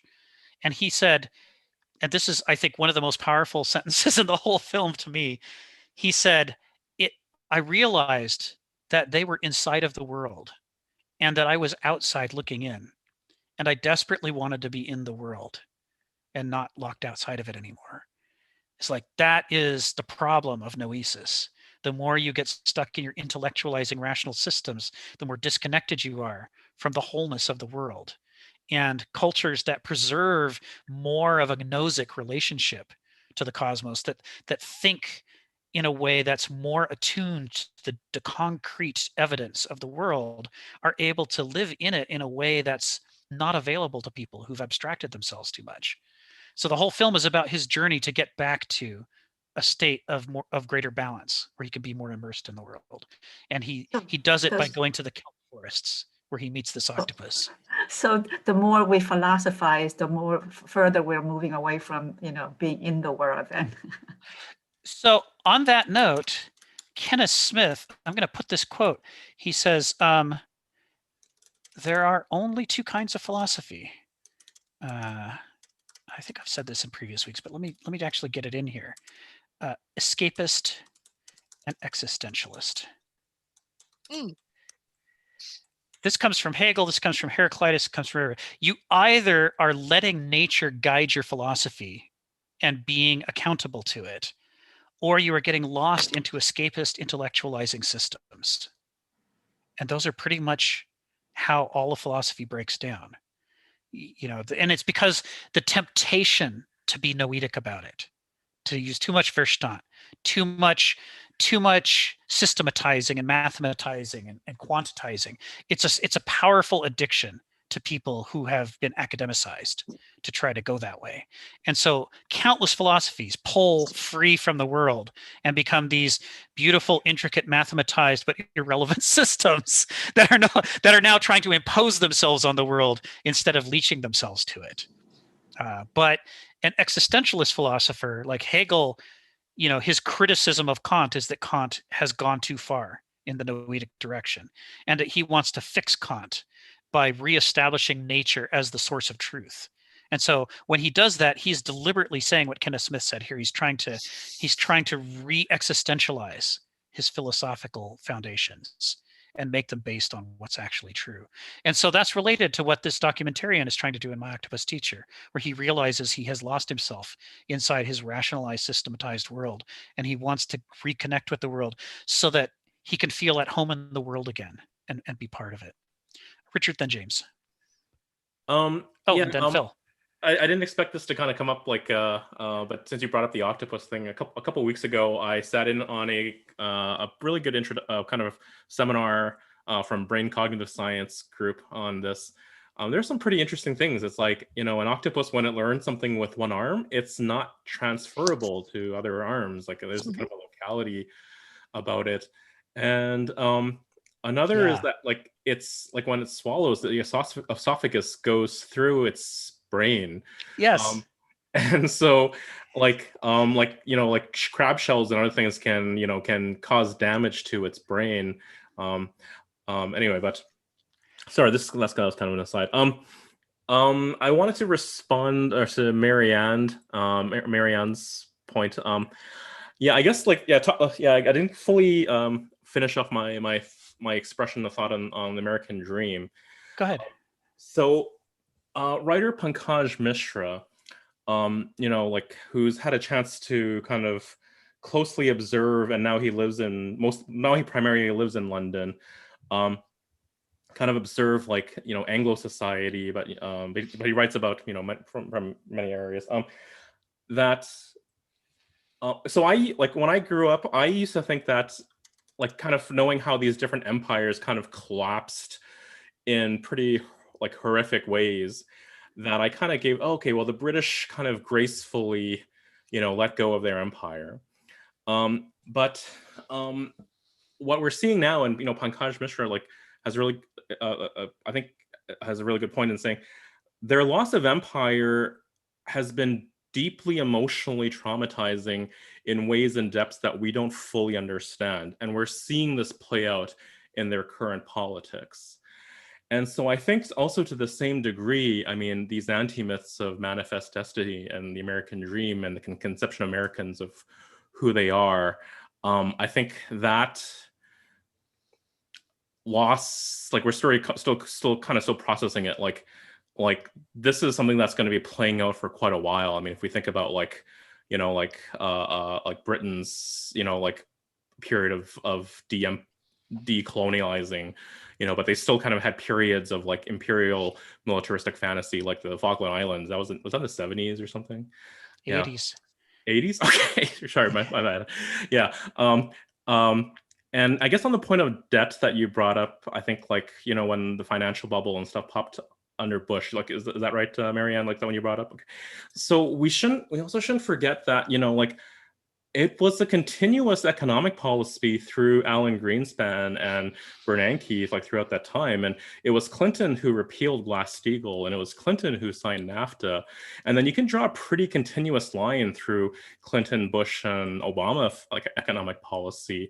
I mean, so like if you kind of look at it that way, it's sort of like you can sort of see for people like like you see their towns basically getting hollowed out through industrialization, and and their people's lives basically falling into like like opiates, and like they can't even get food and stuff, like that. The system is broken, and they're trying to send someone in to break the system, right? Like just Obama, like like when he goes on these like six-figure a pop like speaking circuits, when he speaks of his legacy, he says with pride that there was more domestic oil production under him than under any other president, right? So we kind of have to like try to look at this like as Hannah Arendt said, like kind of disinterested, like not unconcerned, but like kind of dispassionately, like kind of like look at that, I guess. Yeah, to escape the partisanship of assuming that one side is good and one side is bad, we have to start to see what are the problems all around. So I think it's James, then Phil, then Sharon, then Ginny. So James, go ahead. I wanted to respond to that, to your idea of the talking about the being like the octopus, being in the world, right? Which is what Heidegger, was trying to do in his Being and Time, with the idea of equiprimordial Dasein, as a being that's already in the world, but at the same time he was a victim of the that Ristand thinking, while he's trying to get back to Heraclitus and that way of thinking, and I thought that was interesting. But I wanted to ask you about the idea of Kenneth Myths, where he talks about Murphy's Law. Yeah. And how complacency is hubris and folly, and that all works are ephemeral, right? And yes, and mortal, right? As a yes. This idea of means and ends is kind of interesting, Yeah, there's a book I wanted to recommend to you guys if you're interested. I stumbled across it yesterday while preparing for today's seminar, and I wasn't expecting it, but once I found it, I fell in love with it. I was like, oh my God, how could I have not seen this book before? This thing is amazing. And it's by an author named Emily Vermeule. She died a few years ago, but she was a classicist. I'll put her name in the chat here. Give me a second. Like so. That's her name. And the book, let me clear this so I can get you the title, is this. Copy. This is, if you're interested in sort of exposing yourself more to the archaic Greeks instead of the classical Greeks, to see the other half of the pendulum, which gets short shrift. I mean, almost all classical studies focus heavily on Plato and Aristotle and the later Noetic classicists, and they don't give you much of the archaist philosophers. But if they do, they only give you the archaic philosophers. And what Nietzsche pointed out is that the archaic tragedians and poets were every bit as philosophical as the people who have self-identified as philosophers. And that to really understand the archaic worldview of the Greeks, especially because we have so much less preserved by them, you really have to turn to the poets and the playwrights and study the worldview that's in them. And so what Emily Vermeule has done in aspects of death in early Greek art and poetry is she is looking at poems and tragic plays and vases and paintings and every piece of art available to her from the archaic period that can give us insight into how the archaic Greeks imagined the big questions of life and death. What does it mean to be alive? Do we have free will? Do we have intelligence? What is this like? And I stumbled across this because I was looking for quotes by Homer to reinforce some of the Heraclitus we were going to talk about today. And I stumbled across philosophers and, poets using some of the same language as Homer to make deep philosophical points that I had previously only seen in Heraclitus. And I'm like, well, I'll be damned. Emily's right. There's some really important stuff here. Like the discussion of the limitations of human intelligence because we live such a short time and because we sleep every night. What does that do to the nature of our continuity of intelligence? And so when they are imagining the intelligence of an Athena, a divinity, they could say, well, an Athena wouldn't have these limitations that we have. And the juxtaposition of a goddess of wisdom against even the wisest human being gives them the ability to put people into perspective and to keep track of our limits and to not fall prey to the tendency to be egotists and to think that, well, just because I'm smarter than person X, Y, or Z, that must mean I'm smart. It's like, no, Athena is smart. We're mortal. But like the level of intelligence we can rise to is deeply compromised and limited. And part of knowing ourselves is understanding what those limitations and compromises are so that we can work around them, right? If we lose track of them and forget that they're there, then we stop working around them. We stop compensating for our weaknesses. And then we really do start to behave in stupid ways. It's only by being conscious of the limitations that we can be more intelligent by correcting for it. So she talks about that stuff in this book. It's really quite good. I ended up buying 2 copies, one for myself and one I'm going to send to Kenneth Smith because I don't think he's heard of her before, or else I think he would be quoting her a whole bunch. It's like, here's somebody who I think should be on your shelves, Kenneth. Of course, I'll probably call him up and he'll say, I already got that. But we'll see. Let's see. Well, before you, Jenny, I think Sharon had her hand up and then you. Okay. I have a question. Wait, Phil, sorry, I got the order wrong. Phil, then Sharon, then Jenny. Sorry, Phil. Well, this discussion, in some sense, is rather disturbing to me in this sense. Yeah, it come about in your assertion of living in the world or living outside the world, right? Yeah. I prefer to say that by saying living within life or outside of life, but it's the same thing. One thing that seems to me the contemporary life still have control of, in a sense, I previously talked about the 3 tests of truth, correspondence, functionality, and coherence. We as intelligent beings still have a whole of coherence, right? We the data might give us certain data, and functionality might give us certain operation, but we want to build a system of understanding. And that understanding in the final analysis is through a kind of narrative structure that tells the story of how to string these things together. Mm-hmm. And what I'm concerned with is in contemporary life now, it seems like, particularly with artificial intelligence, we have now developing programming that in a sense that allows it to transcend that, because it's able to create at least limited narrative at this point.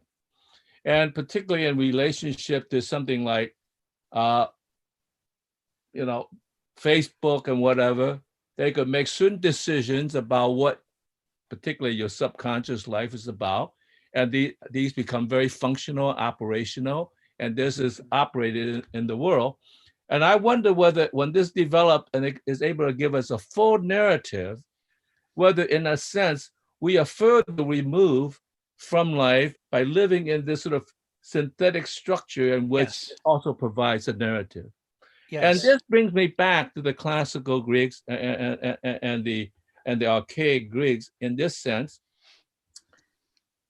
The problem is, in a sense, it's like whether it's about being in the world in which you want to live in the world, or whether you want to, in a sense, the power to control the world. Right. It seems to be a fundamental struggle that the classical Greeks were facing, because it seems to me Aeschylus had already pointed this out, and he has warned in the golden age of Heraclitus, beware of your hubris, about being so self-confident in yourself that you want to project this thing into the whole rest of the world, in a sense, and create an empire. It almost seems to me inevitably throughout civilization, not only in Greece and Athens, but throughout, there has been a tendency to want power to control the world rather than being in the world.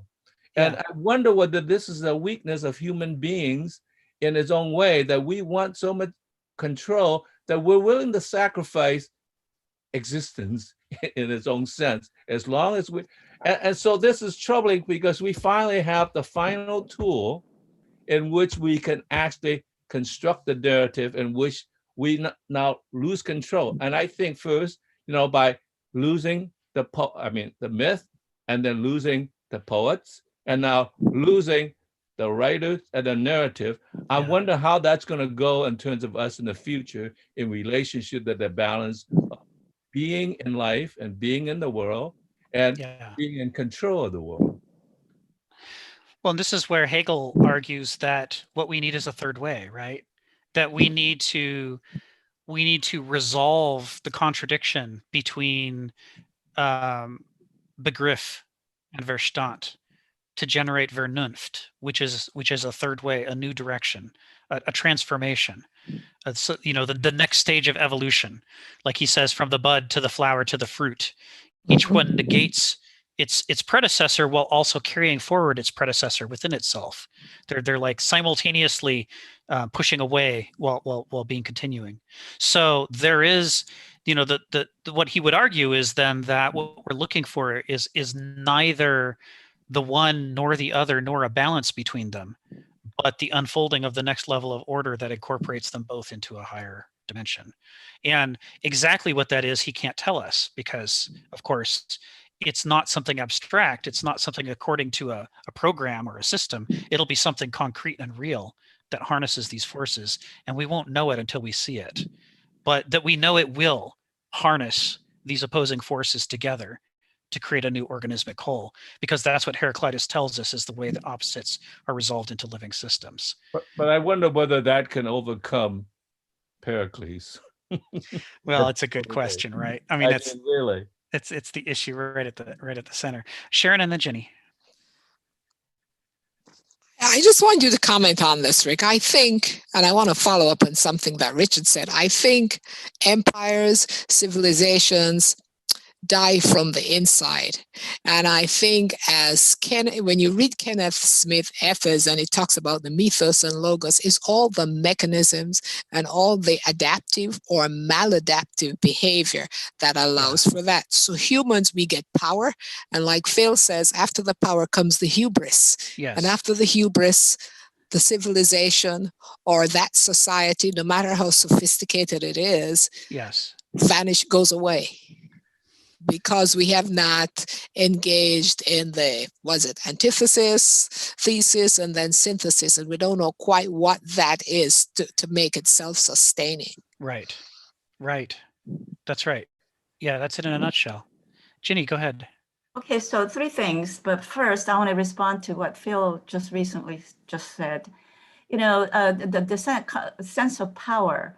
If you have a group of 100 people in a village or whatever, and let's say 90 of those people would like to not be aggressive and be attain power over another tribe or whatever, but if that 5% or 10% or even 1% of that group wants to have power over another village or another group of people, then it's that militaristic kind of a physical power that very often have won over throughout history, and that's why you end up being colonized by Romans, Greek, British, whatever. So it's not the majority very often of people who are power hungry. It's the very small minority, and yet they often win over,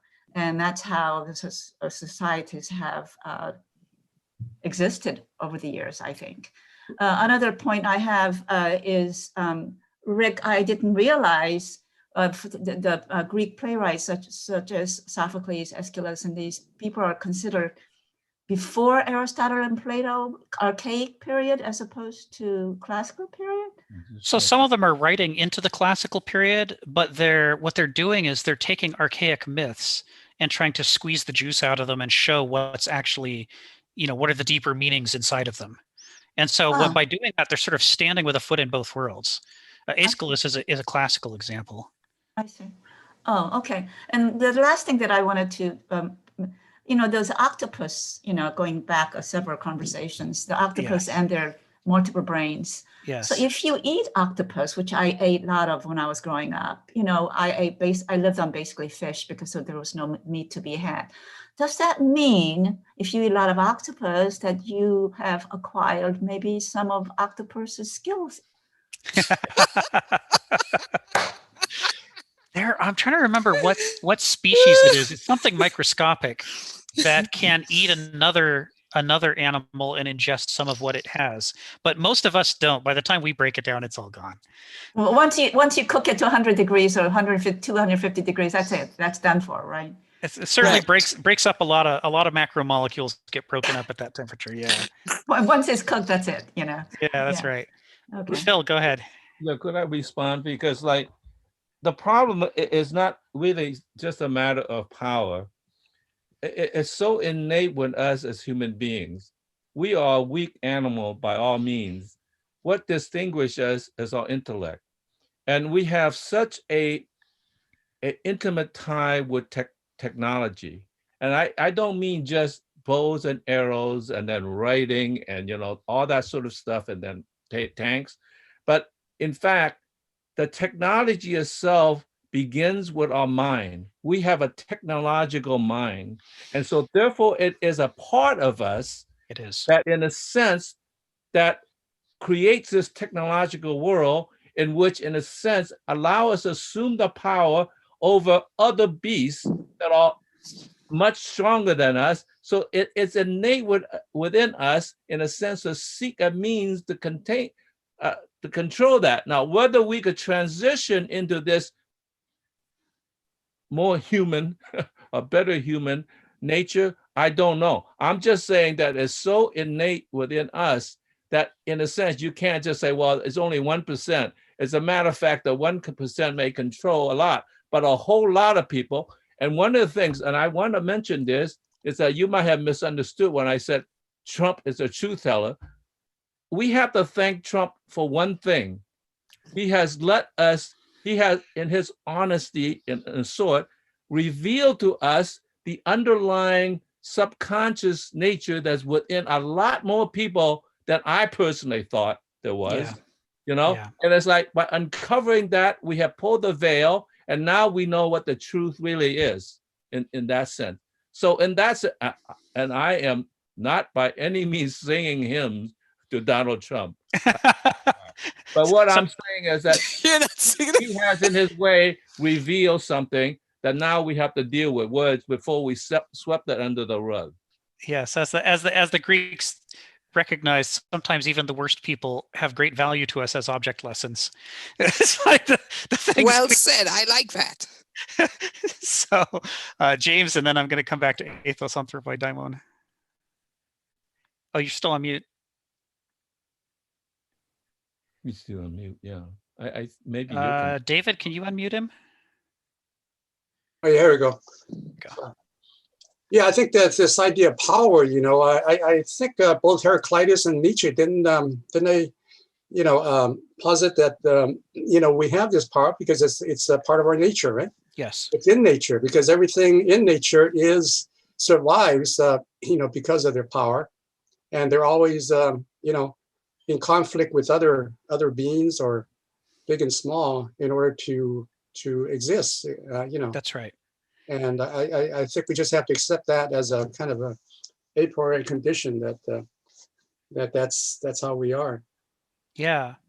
It's not something that we can pretend isn't there. It's not something we can suppress. It's not something tangential to us. It's core to our survival strategy as a species that we have this direct mind with these two different ways of visualizing the world that wrestle with each other for how we ultimately are going to decide what to do. And that neither of them is right and neither of them is wrong. They each have their strengths and weaknesses. And that when we, if we're true to the Genothi Seauton guidance to know ourselves, part of what we have to understand is what the strengths and weaknesses are and when we're acting more under one than the other so that we can learn to leash ourselves and get ourselves under control and not merely become symptoms of the excesses of one or the other modality of our thought. There's a quote from Nietzsche. He says that the military man in time of peace attacks himself. Yes. Mm. Yeah. Yes. Right. Yes. I thought that was it. And of course, Heraclitus said that the entire world is at war or something like that, right? Yeah, that's right. Where's the father of all things? Right. Yeah. Marianne, go ahead. I was thinking, like, in some really severe climates, what people do is somebody tries to have power over some of the men, take them out to a boat and just leave them there wherever.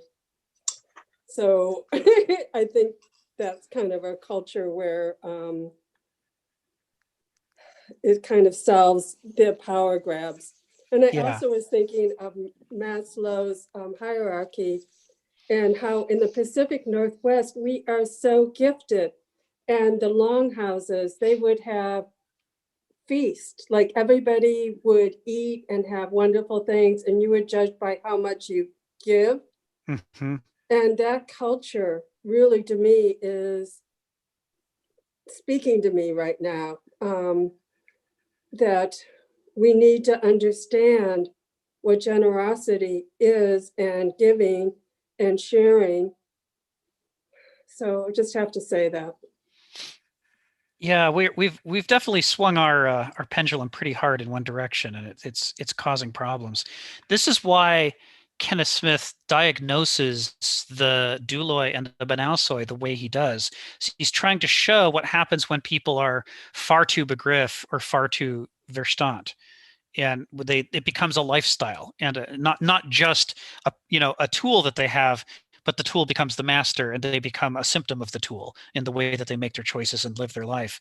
And then as a result of the exaltation of douloi and banausoi as the only acceptable options, we end up with a modernist civilization that excludes philosophy and art and anything deeper in its attempt to reduce everything to either the one simple-minded approach or the other simple-minded approach. Consumers and producers, right?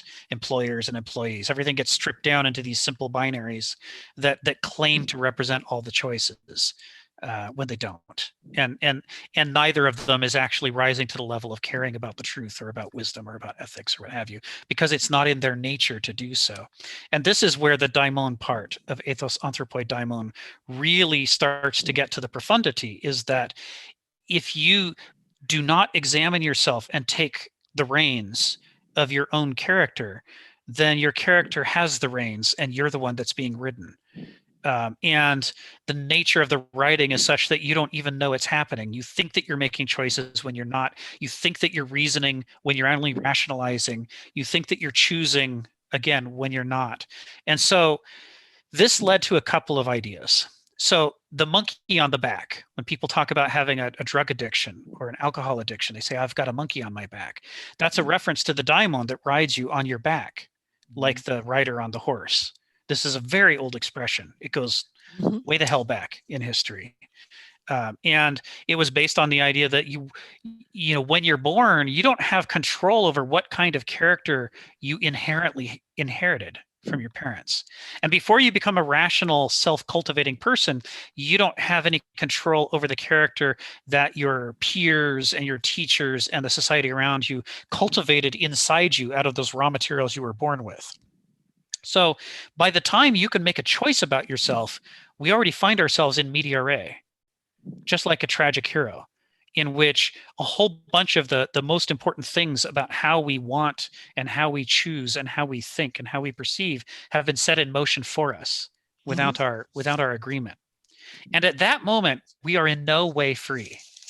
There's nothing about us that could be called free at that first moment of self-awareness, because we are only just now discovering this massive inheritance that we've inherited from our earlier, less conscious self. You know what I mean? Kenneth talks about this. He says Freud talks about the unconscious, but one of the most important things in human existence is the preconscious, which is all the things that happened before you became conscious of yourself and began to make choices. And all that stuff, everything that got set in motion during that time is yours, even though you didn't choose it. It's like you can't shove it away and say, I don't have responsibility for those things that I did before I was conscious, because who the hell else wants to take responsibility for the things that you did and the things that you chose? It's yours, even though other people cultivated it in you. And it's yours especially because before you become aware of the authority it has over you, you think that is you. You think the choices you're making are you. You yourself have identified all those things other people put into you or that you inherited as yourself.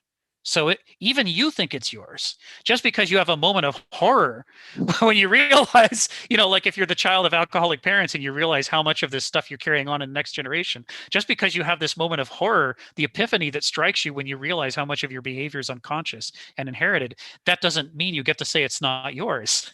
It's, oh no, warts and all, it's all yours, right? There's this moment of reckoning that happens as we rise to consciousness, where we want to push back, but that's the irresponsible thing to do, and it doesn't work anyway. What we really have to do is embrace it and say, oh my God, this is me. I may not like it, but this is where I stand at the moment. This is my character. This is my daimon, and this is my history of things that I've done. And so as a result, I'll call on Richard and then Phil in just a sec. There is a stage in the understanding of your daimon in which what you're focused on is the luck of the draw. How did you luck out up until now? Did you have bad luck and you have a dysdaimonia, a condition of having a character that is unlucky, unfortunate, makes bad, unhealthy choices? A monkey on your back? Or did you luck out and you happen to have eudaimonia, a good daimon? You know, you got raised the right way, you were born with the right genes, and you just happen to want things that are good for you and for other people.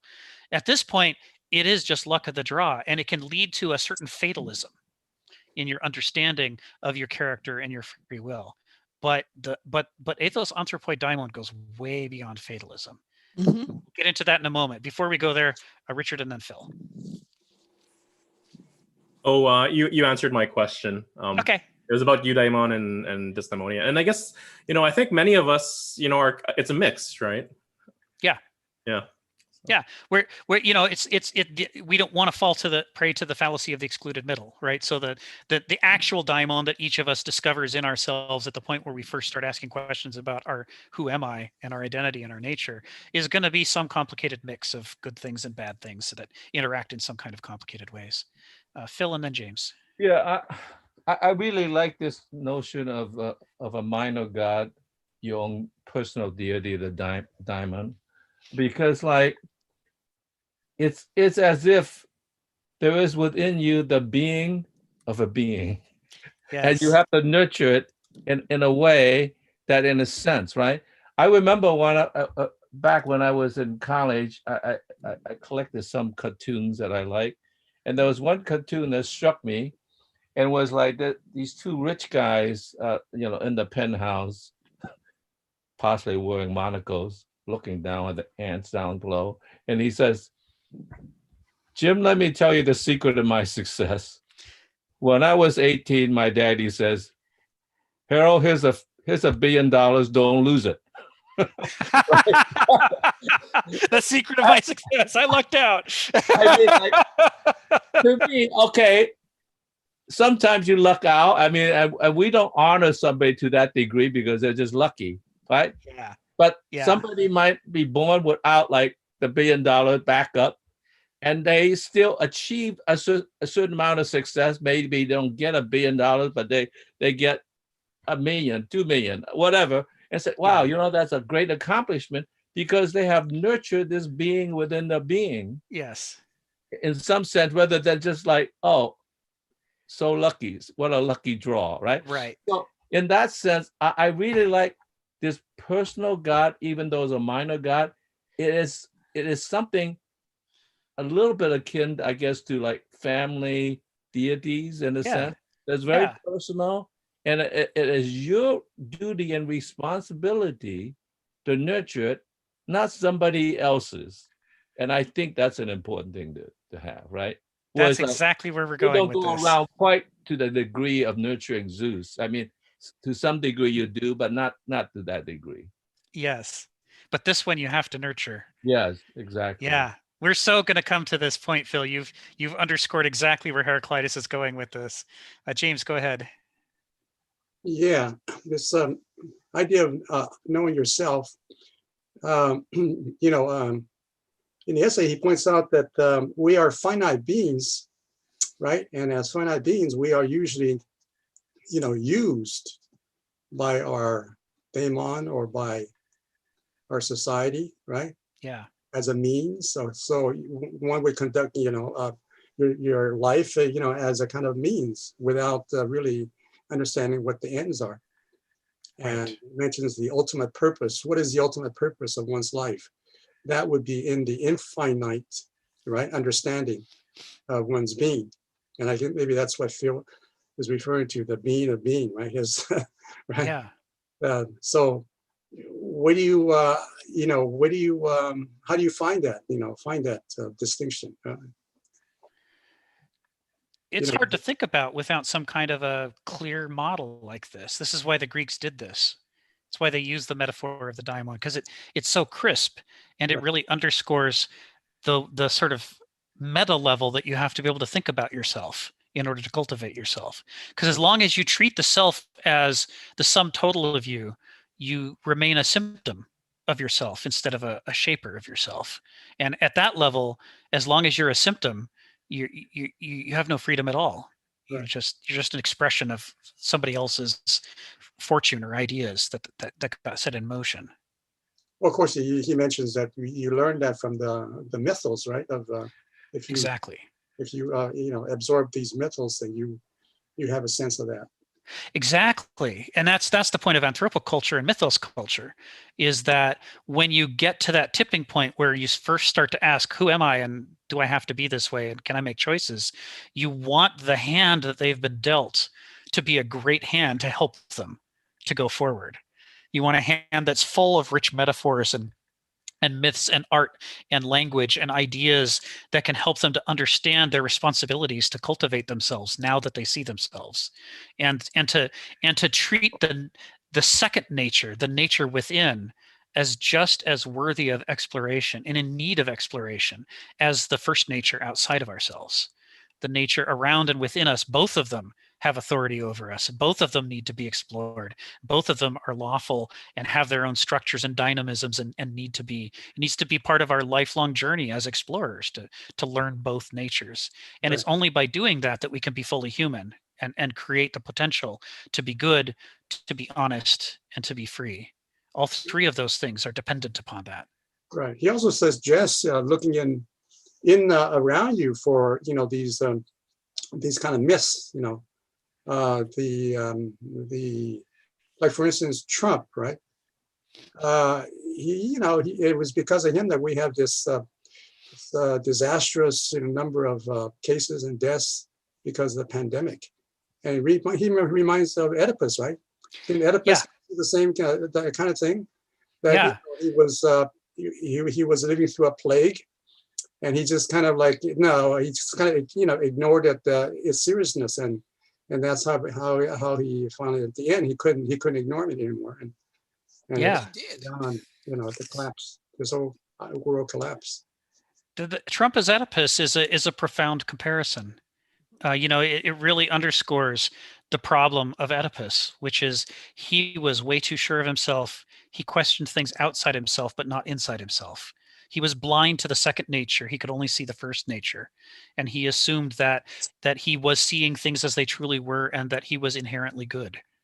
And so he couldn't ever look back at his behavior and go, wow, I really did a terrible thing. I wonder what that set in motion. Right. He couldn't even contemplate the idea that he might have done a terrible thing. Right. I need to defend Oedipus to a degree, right? Because he's not like Trump. He was a decent guy that was able to, in a sense, finally come to admit that he was blind. Yeah. And he paid the price himself, right? Yeah. And for those of you need to read the whole trilogy. Yes. I only read the last trilogy once when when Sophocles was 93 when he wrote it. Oedipus the Clonus, he became practically like a Zen artist. He was right, mellow, and it was like he came to terms with the world. So you have to understand the full extent that when he paid his price and became blind, he began to see, and he became this sort of enlightened person. Yes. Thank you, Phil. That's right. Oedipus Tyrannus is not the only play. It's a whole trilogy, and it creates a whole arc for him in which he redeems himself. That's right. And talk about Heraclitean. In order to see, he has to blind himself. He recognizes that he's always been blind and that he's misused all his life the information that he gained from his eyes. And he says, I will do better to blind myself, but pay better attention. And then I'd be able to be a better person, a more honest person, a more helpful person. There's some profound stuff there. Well, I guess we haven't come to the end of Trump's story yet. Huh? Well, I'm with Phil. I can only speak about the end of Oedipus's story. That's the only one I really know the end of. Richard, go ahead. Yeah, I mean, as much as I'd like to hold out hope for anyone, I don't know about Trump, but kind of on that note of Oedipus, I'm gonna link to the chat. It's a podcast interview with a former white supremacist on Point of Inquiry podcast, Arno Michaelis, and it's really worth listening to. Like, he gets real, you talk about Zen master, he really kind of it was very eye-opening. There's Richard. other stories like this too, but yeah, I think this was. I'd like to read that. Really Thank touching. You. Yeah, share that link. That'd be great. So, where then do the archaic Greeks, archaic, right? We always think archaic means old, outdated, old-fashioned, but archaic means closer to the archai, the formative powers that made this culture a culture. So where does Heraclitus, what is he showing us about where the archaic Greeks came down on the question of free will and determinism?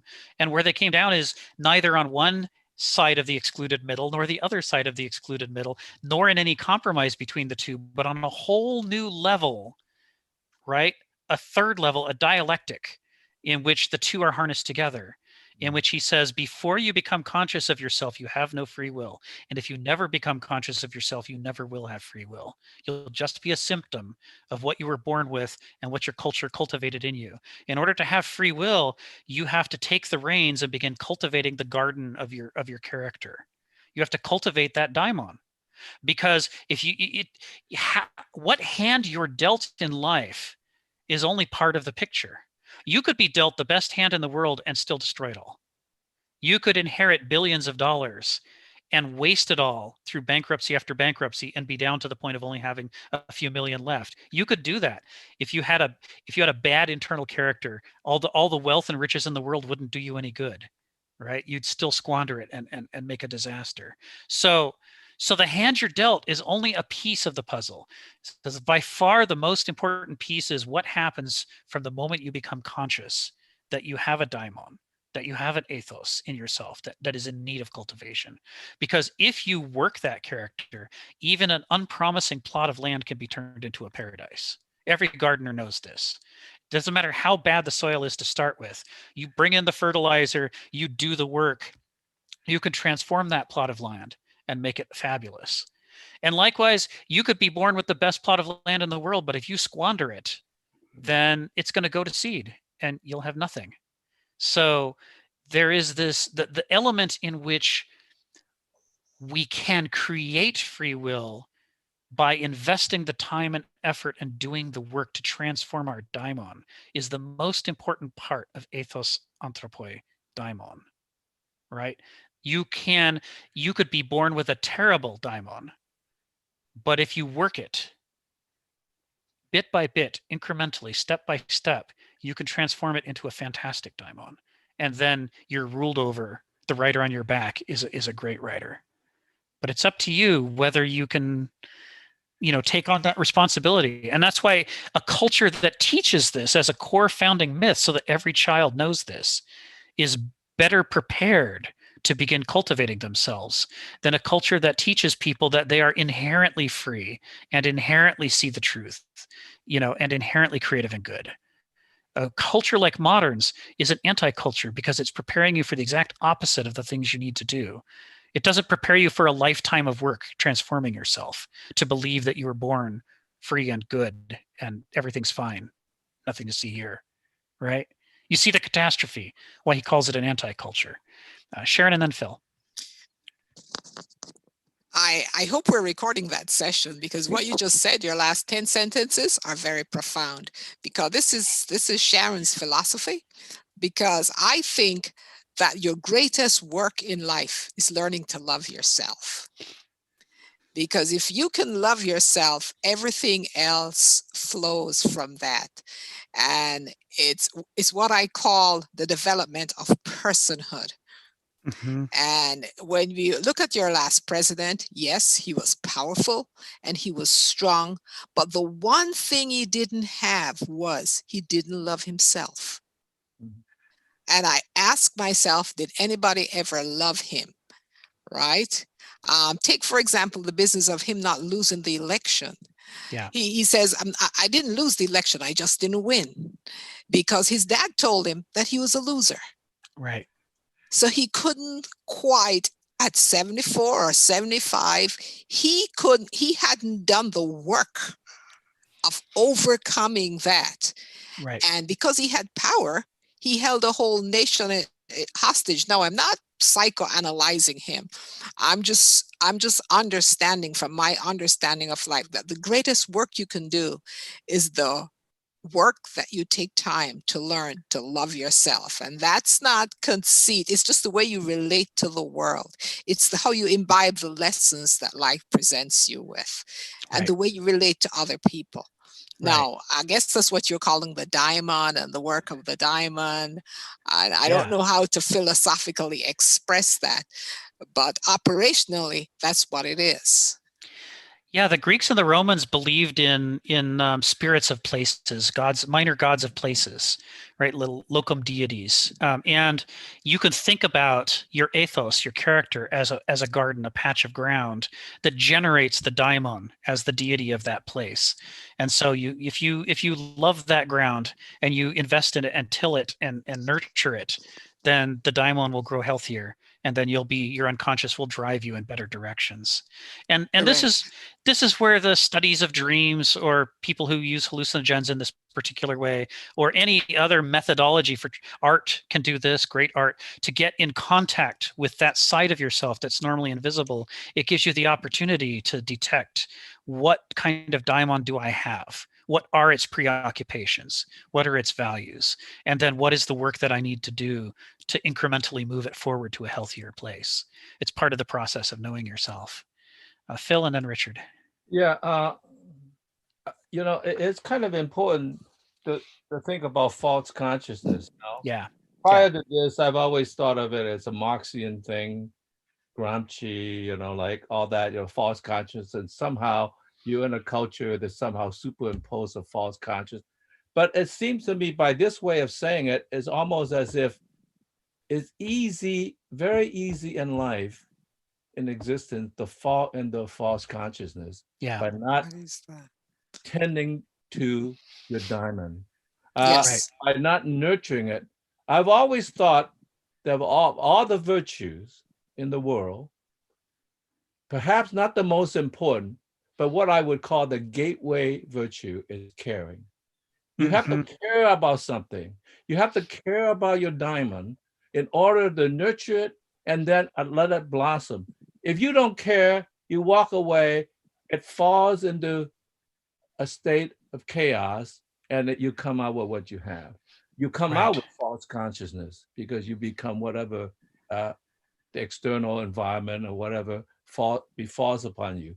So in some sense, it's important to think, although I'm sure the Greek didn't say it that way, that they were conscious of false consciousness. Yes. Something that was ever present. Yes.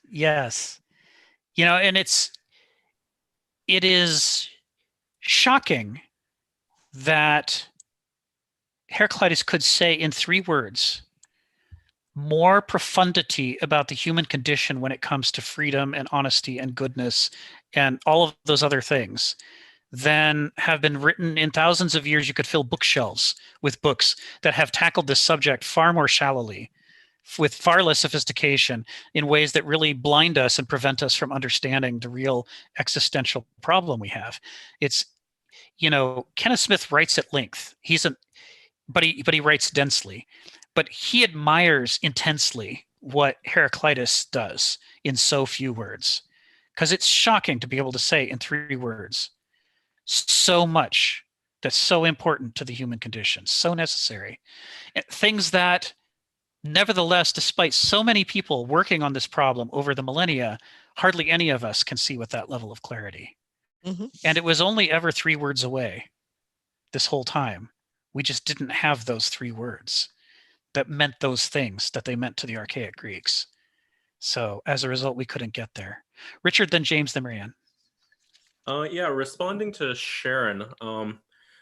Sharon, I don't know if you've had a chance to watch some of the interviews or articles written up about Trump's niece, Mary Trump, kind of speaking about how Donald was raised and kind of the abuse, the psychological Yes, abuse. I saw some of it. Yeah. Not too much, some of it. And then Donald Trump's older brother. Yeah, it's very true. He hasn't done the work of being able to kind of understand failure and internalize that. And if anything, his father, rewarded his aggressive tendencies, had Donald kind of part of, I think, on picking on his older brother, and his older brother who took his life. And in terms of your philosophy of what you said, no, I agree with it, but I think a problem with it is it needs to maybe be made clearer further, Because if you were to kind of go to our culture these days and love yourself, like a lot of Instagram influencers would say, oh yeah, love yourself. And like they have all these performative posts about loving yourself, you know, and all these hashtags like living my best life and whatnot. So like, you know, like it's not that, right? Like that's sort of like this thing which is filling this emptiness inside.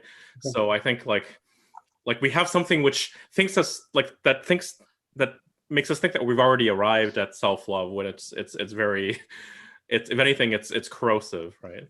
Yeah, she means more like Martin Luther King's love, which is the work you have to do. You know, No, not I something you understand. get to- I understand. I'm just saying, like, it kind of in speaking to a younger generation, there's sort of that disconnect because Yeah. the same language is being used, right? But what's being meant behind it is very different. This is that problem with modern English. Is it so easily tends towards eroding the depth out of profound statements and turning them sometimes even into their very opposites.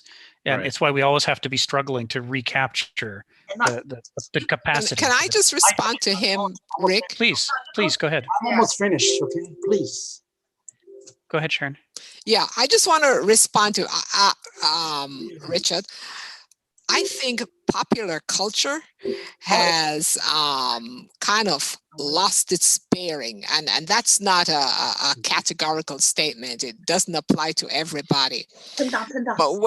But when you say love yourself, Please. it is something that you do over your entire life, and it Mhm. is not flippant. And the Mhm. person who encouraged me to start that journey was my father. And he put it in, because he was a minister, in terms of God. He said, God, you are created in God's image, and he gave you the gift of life. What you make of yourself is your gift to him. Mm-hmm. And that's the way he explained it for me to understand somewhere between 13 or 14 years old. Nice. Right? When he has total control of you and you're going to do what he says. Right? But it opens up your mind. So I hear you about popular culture, but this is where parenting comes in. And this is where I think parents need to pass on the wisdom of their years to their kids. But the culture, again, the myth is we're chasing after our tails, and we aren't stopping to really interact with our kids. So when I say love ourselves, it's something that's pretty profound. Yeah. Thank you, Sharon. James, go ahead, and then Marianne. I think on page 56, where he talks about the whole process of the self-asserted I is merely the self-known or self-presented adjectival aspectable I.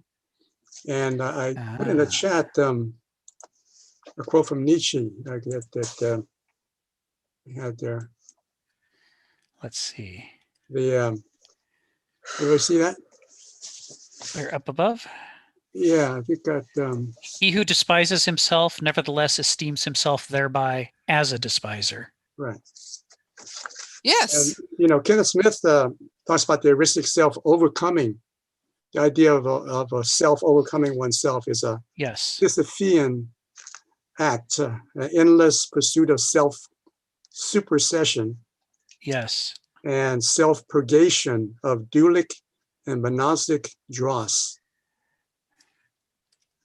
It's also the purpose of myth, is actually the self that I think that we're trying to get to is really a self that's constantly overcoming oneself. That's the will to power, isn't it? That's right. That that Heraclitus and Nietzsche both see as a kind of the higher self that understands the ultimate purpose, right? Yeah, there's Nietzsche all over this paragraph. You're right. That this is a classic example of kind of what today's session is about, is when you're looking at Kenneth Smith and you see these parallels with Nietzsche or Kierkegaard or Hegel or Heraclitus, it's never an accident. He before he writes these things, he thinks about the subject and goes and collects quotes from his sources. So who else has spoken about this? Who else has talked about this? And how do I make what I write about this subject a continuation of that longer conversation instead of pretending that I'm the first person to ever talk about this thing. And so when he's talking about self-overcoming, he references Sisyphus for a reason. He references self-overcoming for a reason. There's Nietzsche and the archaic Greek world all over this. You're right. I'm glad you Also, pointed the that idea out. of the ideas of Heraclitus's notion of warfare of Yes. itself is really the ego versus the spirit versus the soul. Yes. It's a constant conflict, a warfare of conflict. Yeah, it's part of the core of the difference between the dualic, banausic, and eristic worldviews is that the dualic wants to be pleased and relax, wants everything to be lappy, laid in their laps. They want to be happy. Their goal is happy, and the Greeks thought that happiness was the fool's gold of choices to pursue, because happiness is a side effect of doing the right thing.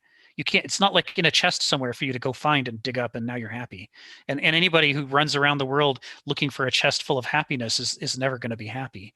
So it's the contradiction built into the doulos, is that they don't want to actually do the work. They just want to luck out. The banausos, the problem is that they want to manipulate the douloi to make them, so they want to, predate upon the other people to make themselves happy. They want to control with enough control, with enough systems, with enough rules, with enough mechanisms. They think that they can make, everything satisfactory, that their outcome will be good.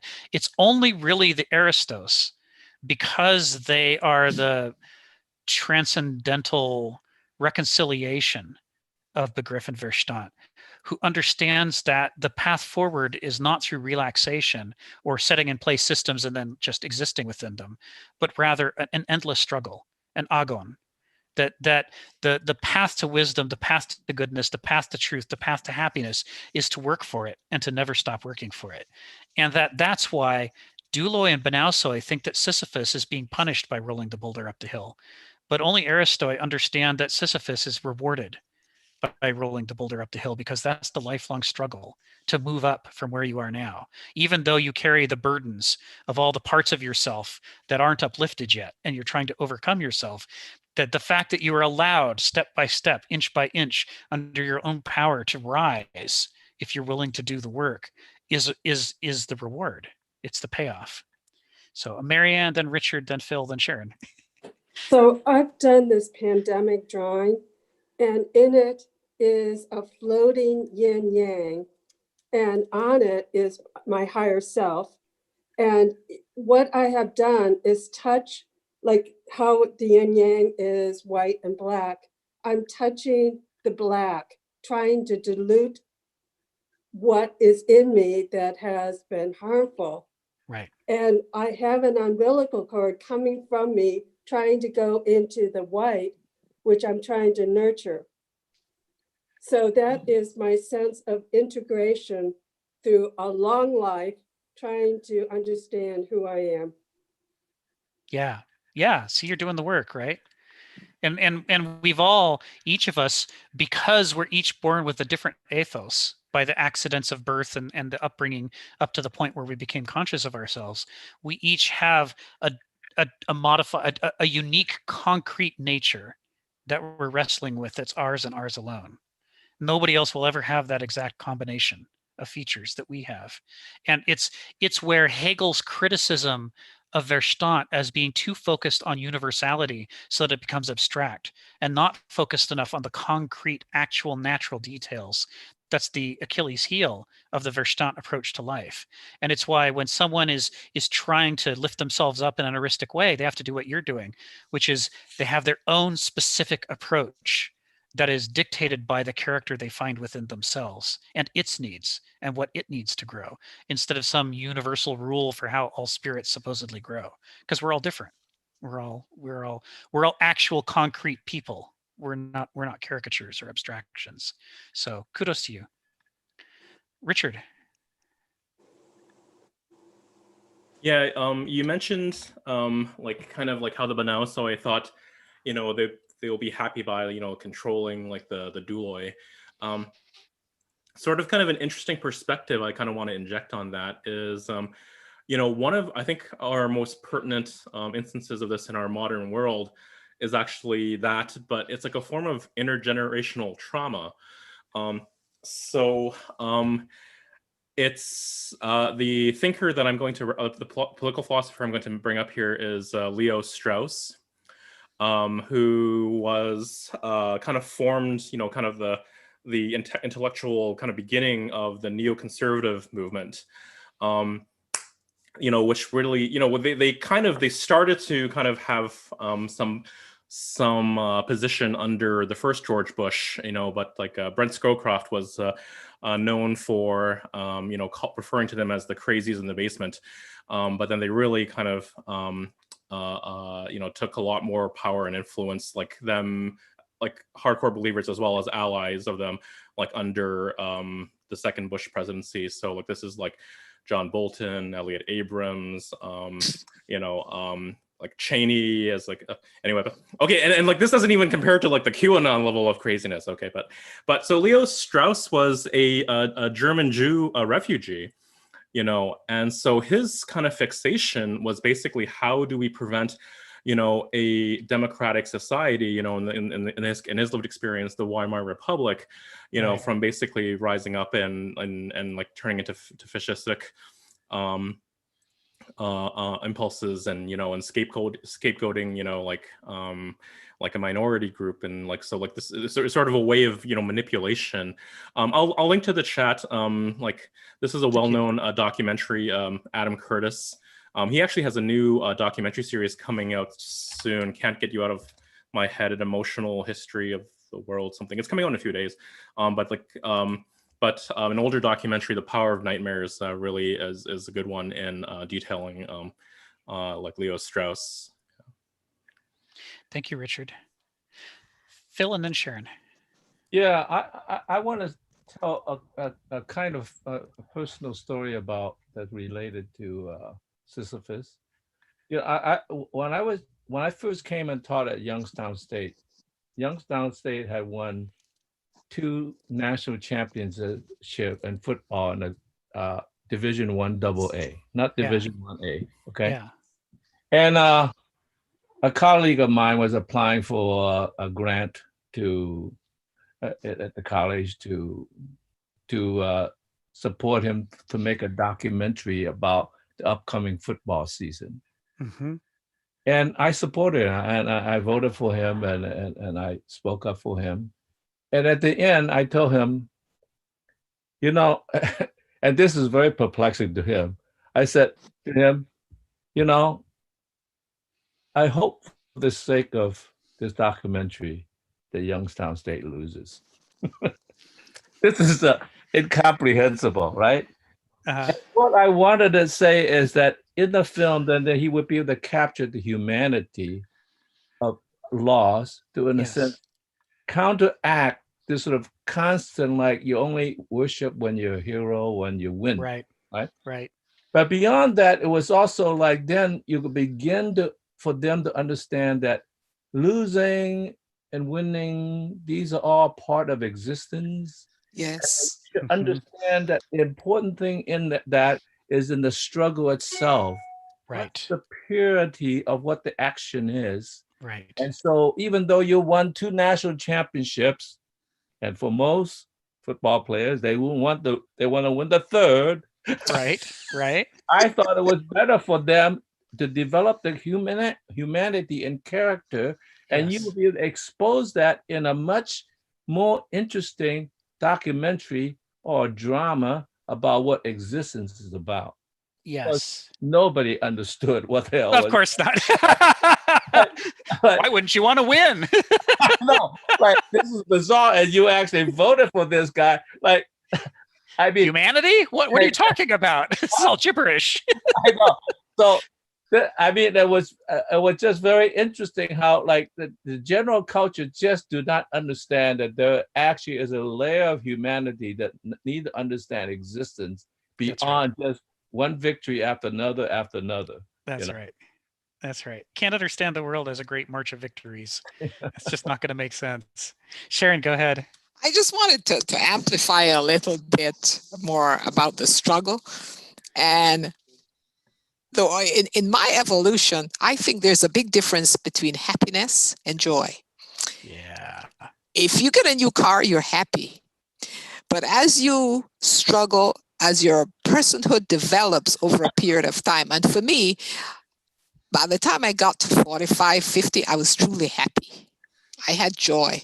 And joy, when you're joyful, it comes from the inside. It doesn't matter if you're up, you're down, you stay right on that level. But happiness goes through phases. But it takes a long time to get there. And now I'm in my 60s. I'm happy most of the time because I have all of that behind me. I don't know what I have to look forward to. But there's that definition between happiness and joy. And there is a joy in the struggle. And that's what Phil is talking about. Yes. That the average person doesn't figure that out. When you win, you're temporarily happy. And then what? Right. Then you need another hit. Exactly. And that's like a drug. Yeah. Those are the hallucinogenics. And that's why we're such a drug culture. I was watching Hillbilly Elegy over this weekend.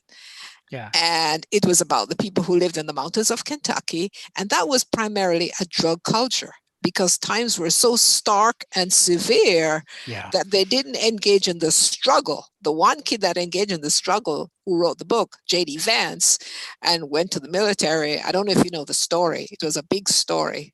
Both of them, and Educated was another one. And this one, she lived in the mountains.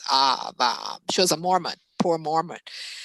But these are the people. I watched that movie because I wanted to understand those people who primarily supported Donald Trump. That was his biggest base. I needed to see what their life was, how they thought, what made them, and it's severe economic deprivation, and it's a drug culture.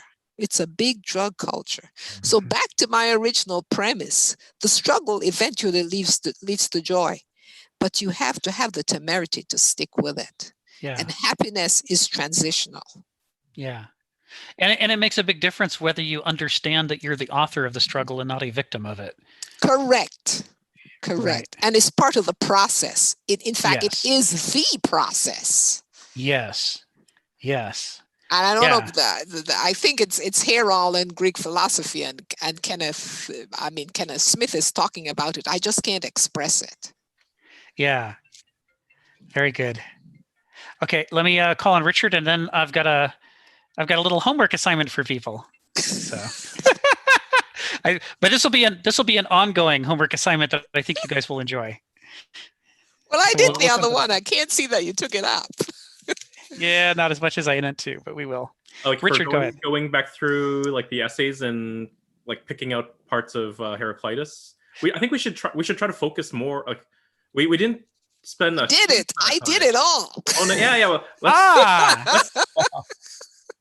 I'm so excited. Yeah, let's try to revisit that if we can. I did it. I that's why I told you. And Phil made fun of my reservoir, my lack of reservoir, because there's no river, right? So yeah, Sharon, yeah, like to your point, like no, like which I agree with. And maybe this is just sort of like a like finding the right word. I think like a lot of people have kind of trying to write profound things about this. I'm having a difficult time with joys, but like not I think in what you're trying to express, but like some have used the word contentment or well-being. Contentment almost some maybe just in our culture just maybe doesn't quite sound quite as fulfilling. But I like this metaphor that Mathieu Ricard, who's a French neuroscientist as well as a Buddhist monk. He's kind of like he's been kind of given this moniker of being the happiest man, and he's like a really deep level meditator, and gave one of the really early viral TED Talks. He kind of describes this metaphor in that kind of like you see like the water near the shore, it rises and falls, right, and kind of crashes against the rock. And if you don't, and so that's sort of like just kind of this happiness or this kind of douloi, type of being, just kind of, everything sucks, everything's great, But when you kind of look in the ocean, like, yeah, like the ocean kind of goes up and down, but there's this deep, like depth of the water below it, right? So kind of like against that, like it's, so that's sort of like kind of, like you want to call it well-being or whatever. Right. Maybe I kind of think of as like true joy is the moment of when you're happy, but you also have that deep reservoir behind us. So you're happy not just in the moment, but you also have that perspective, and like you've done that work on your daemon, whatnot, Correct. right? But I guess That's but I think building up that reservoir is still needed, because there are times where you're not happy, you are suffering, but you have that reservoir buffering you, if you ask me if I have joy in that moment, I won't necessarily say I have joy, but I think I want to have something that's protecting my well-being, right? Yeah. Thank you, Richard. Or So, I see Joseph has his hand up. Okay, I just want to Joseph, say one really, really quick thing is that, it's Go really, it's linked to purpose. I mean, that's really critical, is that the idea of meaning is discovered in this process. And we are in a crisis of meaning right now. And it's all around purpose, Joseph. Exactly. So this is something that I've been thinking about in a different way. But yes, but it really, we're in a crisis of meaning right now as a society, and we, and it's actually something that we're probably that make it worse before it gets better, if we don't start really just helping. I don't know. There's systems. There's a whole way of thinking about this. But I'm not going to go off on it right now, because but I've been reading about this and thinking about this a lot. So anyway, like the phoenix. What's that? We have to be like the phoenix. We do, and we can. We can. Yeah. I mean, well, this will be a recurring theme in these seminars, so I'm glad you brought that up here at the end. What I want to do is say, Sharon and anybody else who did the homework, thank you for doing that. It's not going to be wasted. I'm actually going to turn it into a recurring feature, and we're going to start. The very beginning of next session, we'll be harvesting those things. And here's what I have in mind.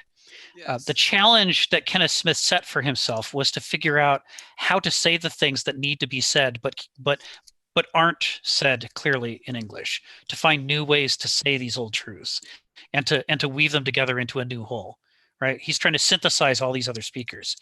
But the price of doing that is to use language in really uncomfortable, unaccustomed ways that acts as a barrier to many people who might come to this material and might benefit from it. And so one of the things that I see as my purpose in engaging with him philosophically is not just for me to learn, although I'm into that, but also, one of the things that I can do is teach and explain things. It's one of the things I was raised to do. And so through the use of endnotes, I can add missing context to help give people on-ramps. And it can go both directions. I can lead out from Kenneth Smith's essay to other philosophical works. So if he says, oh, so-and-so said this, I can point to what was that work and give more of the quote and some of the context for it to help frame it. But also where he doesn't say where he's getting his ideas, I can add notes that say, this is exactly what Hegel said and such, even though he doesn't cite Hegel. What he's wrestling with here is the issue of the struggle between being immersed in experience versus being abstracted and thinking intellectually. We can bring those sort of little on-ramps and crutches and things to bear so that a beginner has some kind of a chance to find their way through all of this material. And as part of that, the first note that's going to be in the back of the book is going to be a section that just introduces the basic ideas from scratch. And somebody could read those and help to get oriented. But the problem is I've been reading his stuff for 20 years. So I don't always know what the problems are going to be. I'll read over them because I'm too familiar with it, and I don't recognize anymore the alienness of it. And this is where you guys can play an invaluable role if you're interested. This book, Mythos and Logos, is something that David and I are putting together out of some of Kenneth's essays. And in order to make it a book, I think part of what we should do is reinforce this on-ramp idea to create more accessibility for people trying to read these essays. So if we could look at these essays, not just in terms of our reading of them, but in terms of, as you read along, where would somebody get stuck? Where's a spot in the flow where someone would go, what now? And where there isn't a clear explanation. We can find those places, then we can create endnotes for them. We can footnote them all and add the missing pieces Now I understand. to help people ramp up. I So do your like- confusion is a gift here. I want to harness it. Anything that confuses you is a precious moment that we need to highlight and go, let's put an endnote right here. Sure you want us to do this, Rick? I do. I want it. I think readers need it. I think it will help I them can to do a read. lot. Right? So all those notes that you took, maybe, next session, we could start by whatever notes people have, including the ones that you've taken already. We'll just go through them and I'll add them to the book in real time. Oh, Oh gosh, yes. We'll shape this book Everything is together. Filled with notes. This book is going to be published, right? It's going to be both in paper and in ebook form. And if we're collaborators in creating it, we'll have a credits page and we'll put on the page the people who are helping us to find all these on-ramps and get this thing put together right. You want us to do all the essays, go back and look at all of them, right? If you're willing. Yes, I am willing. Yeah. Okay. The So anyway, second read that's- for me is always very informative. Excuse me. That's my proposal. That's what, if you guys are game, that's what I'm pitching. Yes. Questions, comments, or concerns before we wrap up for today? Yeah, Joseph, come on mute. Oh. Oh, you You're went back on on mute, mute. Joseph. Is there a particular section you would like us to start, or So with if you're this, or- willing, you could go back to Yeah. the first essay in the book. Okay. The daughters and granddaughters, right? Okay. I have an idea. Why Go ahead, don't Sharon. Why don't there are 12 of us here. Yeah. I guess we could give like 2 sections to one person, or one Uh-huh. section to 2 people. And that would make it very interesting. Right. Division of labor. Right. Sorry. I thought we were getting away from that. That's the economist in me.